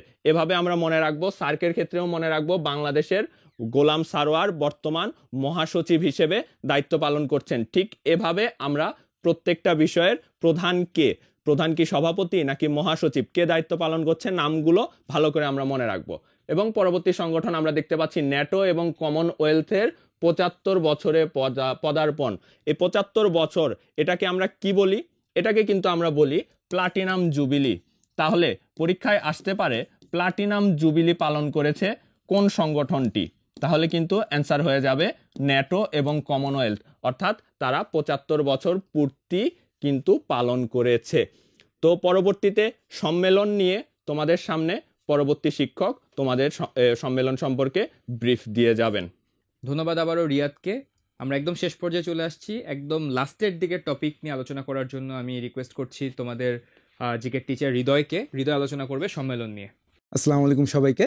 তো আমরা এখন দেখব কি সম্মেলনের ক্ষেত্রে বিশাল বড় একটা ছক দেওয়া আছে। তো এত বড় ছকে আমরা যাতে কিছু মনে রাখা টাফ হয়ে যায়, আমি কি বলবো সবথেকে গুরুত্বপূর্ণ কোন জিনিসটা এখানে পড়ার জন্য, সবথেকে গুরুত্বপূর্ণ হচ্ছে নাম, কোন সংগঠনের সম্মেলন নিয়ে সম্পর্কে আমরা পড়ছি, এবং কি বলবো সম্মেলনটা কোথায় অনুষ্ঠিত হয়েছে, সম্মেলন এবং কোথায়। এর বাইরে যা আছে কততম সম্মেলন এবং সময়কাল, কোন সময়কাল জুড়ে অনুষ্ঠিত হয়েছে, এটা হচ্ছে আমাদের এই ছকের মধ্যে সবচেয়ে লেস ইম্পর্টেন্ট। তো এই যে সম্মেলনটা আছে আমাদের এইখানে, ন্যাটোর সম্মেলন, খুবই গুরুত্বপূর্ণ সংগঠন আমাদের ন্যাটো। এটার যেটা হয়েছে 2024 সাল 33তম, এবং এর পরবর্তী কত, পরবর্তী 34তম। কোথায় হবে? দ্য হেগ, নেদারল্যান্ডসে হবে। এবং G7 এর ক্ষেত্রেও সেম, G7 এর ক্ষেত্রে পরবর্তী কোথায় হবে? Alberta, Canada. তো G7 ন্যাটো এর পরবর্তী সম্মেলন সম্পর্কে আমাদের ধারণা অনেক ক্লিয়ার থাকতে হবে। এর পরবর্তীতে তো এটা যেটা আছে এটা হচ্ছে মূলত হবে SCO, সাংহাই কোঅপারেশন অর্গানাইজেশন যেটা আছে। তো SCO কোথায় অনুষ্ঠিত হয়েছে? ইসলামাবাদে অনুষ্ঠিত হয়েছে। এবং এভাবে আমাদের বিভিন্ন সংগঠন দেওয়া আছে। এখানে কপ, কনফারেন্স অফ পার্টিস, পরিবেশ বিষয়ক সম্মেলন হয় আমাদের COP29, যেটা অনুষ্ঠিত বাকু, আজারবাইজান। এর পরবর্তীতে COP30 এবং COP31, এটা কোথায় অনুষ্ঠিত হবে এটা আমাদের জেনে রাখতে হবে। COP30 অনুষ্ঠিত হবে কোথায়? আমাদের বেলেম শহর আছে ব্রাজিলের, এই ব্রাজিলের বেলেম শহরে হবে COP30, এবং COP31 কোথায় হবে? COP31 হবে অস্ট্রেলিয়ায়। এটা এখন শহর নির্দিষ্ট হয়নি, এটা অস্ট্রেলিয়ায় অনুষ্ঠিত হবে। এরপর D8 সম্মেলন যেটা আছে আমাদের। তো D8 কি জিনিস? D8 হচ্ছে আমাদের উন্নয়নশীল মুসলিম প্রধান 8টি দেশের উন্নয়ন জোট। এটা 8টি দেশের হলেও বর্তমানে আরেকটি দেশ যুক্ত হয়েছে, যার ফলে দেশ হয়েছে কয়টি? বর্তমানে দেশ হয়েছে আমাদের 9টি। তো আমাদের এই D8 এর বর্তমান সদস্য কয়টি? D8 এর বর্তমান সদস্য হচ্ছে 9টি, এবং D8 এর সর্বশেষ সদস্য হচ্ছে আমাদের আজারবাইজান। তো D8 এর এই যে আজারবাইজানকে সদস্যত্ব প্রদান করা, এটা কোথায় অনুষ্ঠিত হয়েছে? এটা অনুষ্ঠিত হয়েছে মিশরের কায়রোতে। তো কায়রো নাম চেঞ্জ হয়ে বর্তমানে মিশরের রাজধানী প্রতিস্থাপিত হয়েছে কোথায়? NAC-তে। কোথায়? NAC, বা যেটাকে আমরা বলছি কি নিউ অ্যাডমিনিস্ট্রেটিভ ক্যাপিটাল, এটাতে অনুষ্ঠিত হয়েছে। এর পরবর্তীতে আমাদের কি আছে? অন্যান্য কিছু ইনফরমেশন দেওয়া আছে। অন্যান্য ইনফরমেশনে কি দেওয়া আছে? যে বিমস্টেক সনদ কার্যকর হয়েছে। তো জানো প্রত্যেকটা সময় কিছু সনদ থাকে। তো বিমস্টেক সনদ যেটা আছে এটা স্বাক্ষর হয়েছে 2022 সালে, কিন্তু কার্যকর হয়েছে কবে? 20 মে 2024 সালে। কাজে এই ইনফরমেশন অনেক বেশি গুরুত্বপূর্ণ আমাদের। এরপরে ILO এর 28 সদস্য গভর্নিং বডি আছে। এখানে বাংলাদেশ এই 24 থেকে 27 মেয়াদে সদস্য লাভ করেছে। ইকোসক যে আছে জানো তোমরা, জাতিসংঘের 6টি অঙ্গের একটি ইকোসক। ইকোসকে যে 54টি মেম্বার থাকে, সে বাংলাদেশের সদস্য লাভ করেছে 25 থেকে 27 মেয়াদে। এবং United Nations general assembly, UNGA যেটা আছে, UNGA এর যে অধিবেশন হয়, অধিবেশনে কি যে আছে আমাদের সভাপতি আছেন, সভাপতি নিযুক্ত কে হয়েছেন? ফিলামন ইয়াং, তিনি কি ক্যামেরুনের সাবেক প্রধানমন্ত্রী। এরপরে আন্তর্জাতিক পদক এবং পুরস্কার। বাংলাদেশের পদক এবং পুরস্কার তোমাদের জন্য গুরুত্বপূর্ণ, কিন্তু সবচেয়ে গুরুত্বপূর্ণ যদি কথা বলি, পৃথিবীর মধ্যে সবচেয়ে গুরুত্বপূর্ণ পুরস্কার কোনটা? আমাদের পৃথিবীর মধ্যে সবচেয়ে গুরুত্বপূর্ণ পুরস্কার হচ্ছে আমাদের এই নোবেল পুরস্কার। নোবেল সম্পর্কে আমাদের সবকিছু টপ নচ ধারণা থাকতে হবে, কোনো কিছু বাদ দেওয়ার কোনো সুযোগ নেই আমাদের। তো এইখানে রসায়নে কে পেয়েছে? ডেভিড বেকার, ডেমিস হাসাবিস, জন এম জাম্পার। পদার্থবিজ্ঞানে কে পেয়েছেন? John Hopfield, Geoffrey Hinton. অর্থনীতিতে পেয়েছেন Daron Acemoglu, Simon Johnson, James Robinson. তো অর্থনীতির ক্ষেত্রে আমাদের আরো একটি ইনফরমেশনের গুরুত্ব সহকারে পড়তে হবে। কোনটি? সেটা হচ্ছে অর্থনীতিতে যারা নোবেল পুরস্কার পেয়েছেন তারা কোনো বই লিখেছেন কিনা। প্রত্যেক বছরই দেখা যায় যে বছর অভিজিৎ ব্যানার্জি নোবেল পুরস্কার পেয়েছেন, তার পরবর্তী বছর ঢাকা বিশ্ববিদ্যালয়ের প্রশ্ন এসেছে যে এই অভিজিৎ ব্যানার্জির লেখা বইটির নাম কি। তো এই ধরনের Daron Acemoglu, Simon Johnson, James Robinson, তাদের লেখা বইটির নাম কি, এটা তোমাদের রিসেন্ট 4 সাপ্লিমেন্টে এটা তোমাদের জানানো হয়েছে। এর মধ্যে চিকিৎসা বিজ্ঞানে কে পেয়েছেন? Gary Ruvkun, Victor Ambros. সাহিত্যে কে পেয়েছেন? হান ক্যাং। তো হান ক্যাং, তার নামটা কেন গুরুত্বপূর্ণ? তিনি প্রথম এশীয় হিসেবে সাহিত্যে নোবেল পুরস্কার, প্রথম এশীয় নারী হিসেবে সাহিত্যে নোবেল পুরস্কার প্রাপ্ত হয়েছেন। এরপরে কি শান্তিতে কে পেয়েছেন? নিহন হিদাঙ্কায়। তো এই যে আমাদের হান ক্যাং আছেন, তিনি কোন দেশের নাগরিক? তিনি হচ্ছেন দক্ষিণ কোরিয়ার নাগরিক হান ক্যাং। তো তিনি কি পেয়েছেন? তিনি সাহিত্য নোবেল পুরস্কার পেয়েছেন শান্তি নোবেল পুরস্কার কে পেয়েছেন? নিহন হিদাঙ্কায়ো। এটি কোন দেশের সংগঠন? এটি হচ্ছে জাপানের সংগঠন। তো এই যে নিহন হিদাঙ্কায়ো যে আছে জাপানের সংগঠন, তারা কাদেরকে নিয়ে কাজ করে? তারা কাজ করেছে হিবাকুশাদেরকে নিয়ে। হিবাকুশা কারা? হিবাকুশা হচ্ছে যারা পারমাণবিক বোমা হামলার শিকার, তাদেরকে জাপানি ভাষায় বলা হয় হচ্ছে হিবাকুশা। তো তাদেরকে নিয়ে এই নিহন হিদাঙ্কায়ো কাজ করে। পারমাণবিক বোমার বিরুদ্ধে কাজ করার কারণে তাদেরকে কি করা হয়েছে? নোবেল পুরস্কার প্রদান করা হয়েছে। তো একই কাজের জন্য দুইটা সংগঠন আরো নোবেল পুরস্কার পেয়েছিল আর কি অতীতে। কারা কারা? IAEA এবং আরেকটা কি OPCW। তো যেহেতু তারা IAEA এবং OPCW নিহন সাথে একই রকম কাজের জন্য নোবেল পুরস্কার পেয়েছে, তাই তাদেরটাও তোমাদের একটু জেনে রাখতে হবে ভালো করে। এর পরবর্তীতে আমাদের আছে কি বিভিন্ন পদক পুরস্কারের কথা বলা আছে। রেমন ম্যাগসেসে পুরস্কার, যেটাকে এশিয়ান নোবেল বলা হয়। এখানে চারজন পেয়েছে। তার মধ্যে এই রুরাল ডক্টরস মুভমেন্ট, এটা গুরুত্বপূর্ণ, থাইল্যান্ডে যেটা একটা মুভমেন্ট। এরপরে কি বুকার পুরস্কার যেন বইয়ের ক্ষেত্রে, সাহিত্যের ক্ষেত্রে অত্যন্ত সম্মানীয় একটি পুরস্কার। বুকার দুইটা আছে, একটা হচ্ছে ইন্টারন্যাশনাল বুকার এবং একটা হচ্ছে বুকার, শুধু বুকার। তো শুধু বুকার কোনটা? যেটা হচ্ছে ইংলিশ রাইটার যারা আছে বা হচ্ছে ওই যুক্তরাজ্যের অন্তর্ভুক্ত যারা সাহিত্যিক আছে তাদেরকে প্রদান করা হয়, এবং আন্তর্জাতিক বোর্ডটা হচ্ছে যুক্তরাজ্যের বাইরে প্রদান করা হয়। তো এই যে সামান্থা হারভে পেয়েছেন কোন গ্রন্থের জন্য? অরবিটাল গ্রন্থের জন্য। এবং এর পরবর্তীতে আন্তর্জাতিক বুকার পুরস্কার, গ্রন্থের নাম কি? গ্রন্থের নাম কাইরস। এই কাইরস গ্রন্থের রচয়িতাকে জেনি এরপেনবেক, জার্মান ভাষায় রচিত, যেটার অনুবাদককে মাইকেল হফম্যান। তার দুইজনেই কি পেয়েছেন? আন্তর্জাতিক বুকার পুরস্কার পেয়েছেন। একাডেমি অ্যাওয়ার্ডস, যেটাকে আমরা কি অস্কার পুরস্কার হিসেবেও জানি। একাডেমি অ্যাওয়ার্ডস কে পেয়েছে? কোন চলচ্চিত্র পেয়েছে? এই ওপেনহাইমার চলচ্চিত্র পেয়েছে। এবং এই চলচ্চিত্রের পরিচালককে, এই চলচ্চিত্র ক্রিস্টোফার নোলান, তিনি হচ্ছেন এই চলচ্চিত্রের পরিচালক এবং তিনি সেরা পরিচালকের পুরস্কারও পেয়েছেন। কান চলচ্চিত্র পুরস্কার, চলচ্চিত্রকে এটা অত্যন্ত গুরুত্বপূর্ণ এবং সম্মানীয় একটি পুরস্কার। এটা সর্বোচ্চ পুরস্কার হচ্ছে স্বর্ণপাম, যেটা পেয়েছে কে? আনোরা।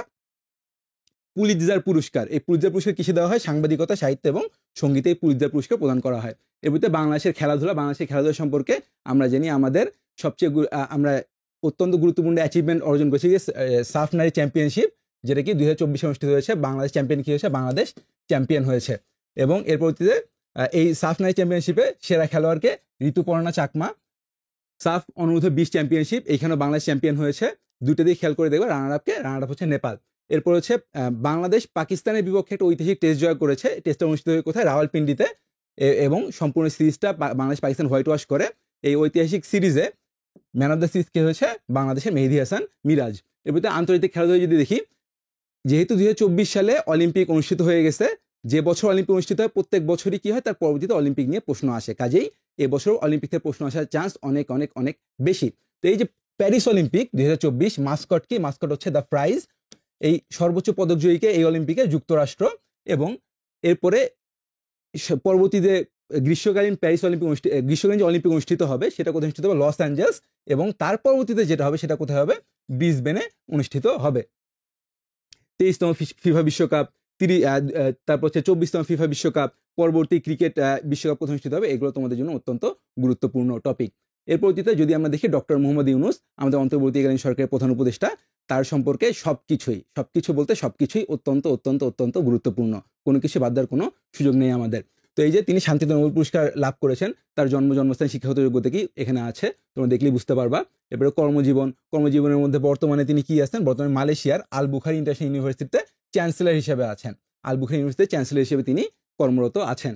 এরপরে কি? মুক্তিযুদ্ধ অবদান, এটা অত্যন্ত গুরুত্ব, যেহেতু মুক্তিযুদ্ধে প্রত্যেক বছরই প্রশ্ন আসে এবং মুক্তিযুদ্ধের সাথে ডক্টর মোহাম্মদ ইউনূসের সম্পর্ক আছে। কাজেই এই ইনফরমেশনগুলো আমাদের জন্য অত্যন্ত গুরুত্বপূর্ণ। তো মুক্তিযুদ্ধের সময় তিনি কি নিজ বাড়ি থেকে, তিনি কোথায় ছিলেন? মুক্তিযুদ্ধের সময় তিনি ছিলেন যুক্তরাষ্ট্রের নিজ বাড়িতে ছিলেন। সেখানে তিনি কি করতেন? বাংলাদেশ নিউজ লেটার প্রকাশ করতেন। এর পরবর্তীতে কি করতেন? তিনি প্রবাসীদের সাহায্যে কি করতেন? এই মুক্তিযুদ্ধের জন্য সমর্থন যোগাতে তিনি কাজ করে গেছেন। যেটা কিভাবে কাজ করেছেন? বাংলাদেশ ইনফরমেশন সেন্টার খুলে তিনি এই কাজে করে গেছেন। তারপরে প্রবাসী বাংলাদেশিদের নিয়ে তিনি মার্কিন যুক্তরাষ্ট্র গঠন করেন কি? বাংলাদেশ নাগরিক সমিতি। তো এটা স্বাধীনতার আগে বাংলাদেশ নাগরিক সমিতি তিনি গঠন করে মুক্তিযুদ্ধের জন্য এভাবে অবদান রাখেন। এর পরবর্তীতে কি? উল্লেখযোগ্য পুরস্কার সমূহ, তার পুরস্কারের বিশাল বড় লিস্ট প্রদান করা আছে। তার পুরস্কার মূলত এর থেকে অনেক অনেক অনেক অনেক বেশি, কিন্তু এখানে জাস্ট কয়েকটা টপিক পিক করে রাখা আছে, তো তোমাদের এটা সবকিছু পড়তে হবে। এবার দেখি অন্যান্য গুরুত্বপূর্ণ তথ্যাবলী। এই যে গ্রামীণ ব্যাংক প্রকল্প চালু করেন 1976 সালে, প্রকল্প অবশ্যই মনে রাখবো 1976 সালে প্রকল্প, এবং 1983 সালে কি এটা ব্যাংক রূপে কি হয় যাত্রা শুরু করে। এবার সামাজিক ব্যবসা ধারণা বা সোশ্যাল বিজনেস, এই যে ধারণাটা আছে তিনি প্রদান করেন। ক্ষুদ্র ঋণ প্রবক্তা তিনি। 30 তত্ত্ব, 30 থিওরি যেটা বলতেছি আমরা, এটারও প্রবক্তা ডক্টর মোহাম্মদ ইউনূস। এর পরবর্তীতে তিনি কি তার গুরুত্বপূর্ণ কিছু গ্রন্থ আছে, এই গ্রন্থগুলো তোমাদের জন্য খুবই গুরুত্বপূর্ণ। গ্রন্থ থেকে প্রত্যেক বছর যেহেতু প্রশ্ন আসে এবং আলোচিত গ্রন্থের মধ্যে এটা একটা। তো এই ছিল হচ্ছে আমাদের ডক্টর মোহাম্মদ ইউনূস সম্পর্কে। সবচেয়ে আমি বাকিটা পাস অন করছি বাবলা ভাইকে। অসংখ্য ধন্যবাদ হৃদয়কে। হৃদয়ের আলোচনার মধ্য দিয়ে আমরা মোটামুটি যে টপিক গুরুত্বপূর্ণ, যেহেতু খুব কম সময়, আমরা যতটা দ্রুত সম্ভব তাদেরকে দেখিয়ে দেওয়ার চেষ্টা করেছি। বাট লাস্ট মোমেন্টে আমি আসলে একটা কম্প্রিহেন্সিভ একটা আউটলাইন দিতে চাই, যে সব বিষয় মনে করো তোমাদের পড়া হয়ে গেছে, এখন লাস্টে ভাই আর আধা ঘন্টা 1 ঘন্টা টাইম আসছে, আমি লাস্টে কোন জিনিসগুলো চোখ বুলায় যাব সেটা ধরো আধা ঘন্টা টাইম আসছে, কী পড়বো। সো প্রথমে একটা বিষয় যে ইউএস ইলেকশন, আমি যে টপিকগুলো লিখতেছি সেই টপিকগুলো একটু তোমরা ভালো করে লাস্ট মোমেন্টে দেখে যাবা। ইউএস ইলেকশন থেকে শুধুমাত্র ডোনাল্ড ট্রাম্প জিতে গেছে এটা না, কামালা হ্যারিস হেরে গেছে এটা না, দুজনের রানিং মেট কে ছিল সেটা না, রিপাবলিকান ডেমোক্রেট এবং কতগুলো ইলেকট্রাল কলেজ আছে, ডোনাল্ড ট্রাম্প অর্থাৎ রিপাবলিকানরা কতগুলো পেয়েছে, পুরো জিনিসটাই বুঝতে হবে। এবং শুধু তাই না, পাওয়ার ডায়নামিক্সে বা রাজনৈতিক যে আমাদের মানদণ্ড সেখানে কে কোথায় অবস্থিত, রিপাবলিকানদের যেকে বলা হয় ফার রাইট এবং ডেমোক্রেটদের যে বলা হয় যে কিছুটা লিবারেল বা লেফটিস্ট, সেন্ট্রাল লেফট বলা হয় কিছুটা, এই জিনিসগুলো নিয়ে একটু ধারণা থাকা দরকার। এই প্রসঙ্গে তোমাদেরকে বলতে চাই যে ঢাকা বিশ্ববিদ্যালয়ে একটা প্রশ্ন তোমরা পাবা একটু ইউনিক, যেটা কোনো একাডেমিক পড়াশোনার কোনো টার্ম থেকে ডেরাইভড হয়েছে। ধরো তোমাদের ডিপেন্ডেন্সি থিওরি থেকে প্রশ্ন আসতে পারে যে ডিপেন্ডেন্সি থিওরি বলতে কি বোঝায়, ঠিক আছে। বড় অনেক আলোচনা, আমি আমার ক্লাসে হয়তো তোমাদেরকে কোনো একদিন আলোচনা করেছিলাম। বা ছোট করে বলতে গেলে যে ক্যাপিটালিজম, সোশ্যালিজম বা কমিউনিজম, বাংলাদেশ কেন মিশ্র অর্থনীতির দেশ, এরকম যে কোনো একটা জায়গা থেকে প্রশ্ন আসতে পারে। ইনফ্লেশন, মুদ্রাস্ফীতি নিয়ে প্রতিনিয়ত প্রশ্ন আসে, ডিফ্লেশন নিয়ে প্রশ্ন আসতে পারে, কারণ ডিফ্লেশনের বিষয়টা এখন আলোচনা হচ্ছে। শ্রীলঙ্কায় বর্তমানে যে অবস্থা চলছে সেটা কিন্তু একটা ডিফ্লেশনের উদাহরণ। তো সমসাময়িকভাবে বাংলাদেশের যেহেতু একটা বিপ্লব হয়ে গেছে, অভ্যুত্থান হয়ে গিয়েছে, বাংলাদেশের বিপ্লবের সাথে সামঞ্জস্যপূর্ণ বিপ্লব পৃথিবীতে আর কোথায় কোথায় হয়ে গেছে এবছর, সেখান থেকে প্রশ্ন আসতে পারে।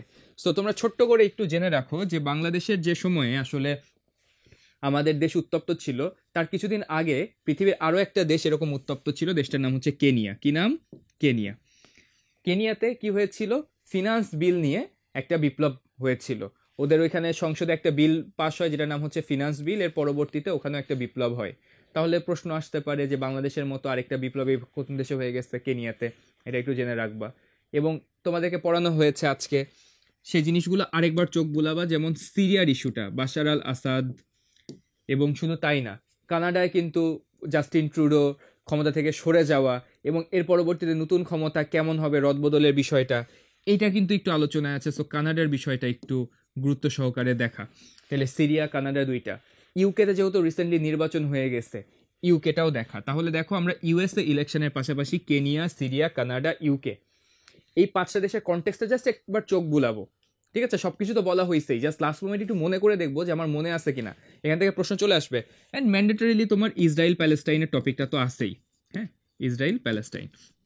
তাহলে পৃথিবী পরিচিতি পড়তে গেলে তো 195টা দেশ পড়া সম্ভব না আমাদের, 195টা দেশ তো পড়া সম্ভব না। তো লাস্টে আমরা যখন দেশ পরিচিতিগুলো পড়বো, USA election, Kenya, Syria, Canada, UK, Israel Palestine, এই কয়টা দেশের আলোচনাটা আমরা একটু ভালো মতো দেখলাম। সংগঠন থেকে যখন পড়তে যাব, সব সংগঠন লাস্ট আধা ঘন্টা 1 ঘন্টা সব সংগঠন দেখা তো সম্ভব না।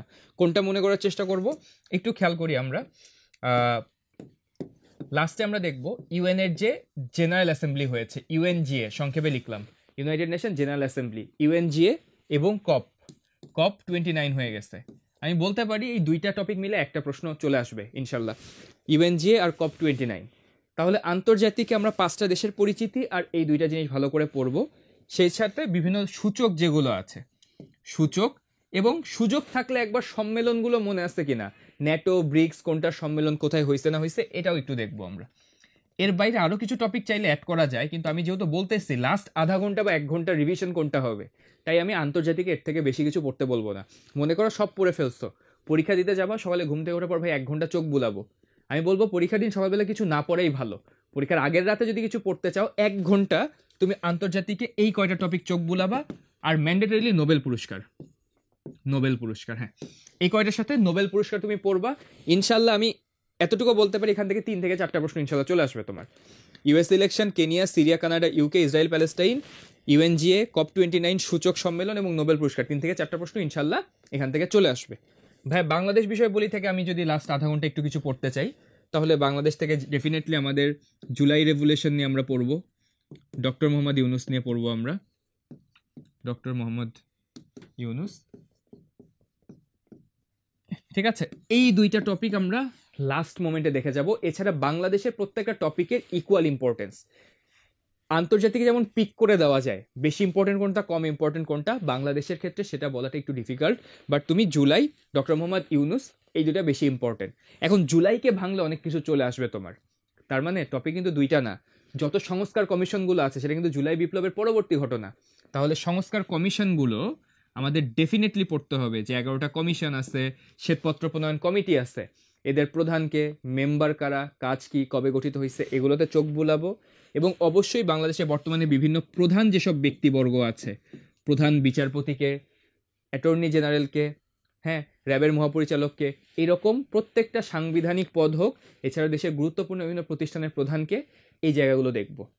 তাহলে বাংলাদেশ থেকে আমি আবারও বলছি, জুলাই অভ্যুত্থানের A to Z, doctor Mohammad ইউনুসের ব্যক্তিজীবন, প্রফেশনাল জীবন, তার অর্জনগুলো আমি লাস্ট সাম্প্রতিকের যে জিকে হাইলাইট সেখানে বলেছিলাম, তার থিওরিগুলো দেখব, social business theory, 3-0 theory, micro finance নিয়ে তার যে অভিমত সেগুলো আমরা পড়ব, বিভিন্ন কমিশনের যে প্রধান তাদেরকে নিয়ে পড়বো, এবং বিভিন্ন বাহিনীর প্রধানকে নিয়ে পড়বো। বাংলাদেশ পার্ট আর আন্তর্জাতিক পার্টের আলোচনা তো থাকলোই। আশা করছি এতটুকু যদি পড়ো, তুমি একদিন 2 দিন পড়ে তো আর 100% পড়া তো আর, মানে সারা বছর যেটা পড়া হয়েছে 1-2 দিনে তো পড়ে শেষ করা সম্ভব না। আজকের ক্লাসের উদ্দেশ্য ছিল এতদিন পর্যন্ত যা পড়েছো না কেন তার ভিতর থেকে ইম্পর্টেন্ট জিনিসগুলো যেটা আমরা বারবার পড়াচ্ছি, এই যাতে তোমরা কোনোভাবেই পরীক্ষার হলে ভুল না করো। তাই আশা রাখছি ভাইয়াপুরা, যদি আগে পড়া না থাকে তাহলে নতুন করে এখন কোনো টপিক পড়ার দরকার নেই, আমাদের ক্লাসটা 1-2 বার করো, ক্লাসের সাথে মিল রেখে বইয়ের পাতাটা একটু উল্টায় দেখো, এবং পরীক্ষায় যাওয়ার আগে 1 ঘন্টা আমি যে টপিকগুলো বললাম একটু মনে করে দেখার চেষ্টা করো, এই ইনফরমেশনগুলো তোমার মনে আছে কিনা। আশা করছি তোমার পরীক্ষাটা অনেক ভালো হবে। এই পুরো টাইমে উদ্ভাসন শিক্ষা পরিবারের প্রতি তোমরা আস্থা রেখেছিলে, এটার জন্য তোমাদের ধন্যবাদ। তোমাদের সফলতাই আমাদেরকে সফল বানিয়ে দিবে, আমাদের সাফল্য নিয়ে আসবে।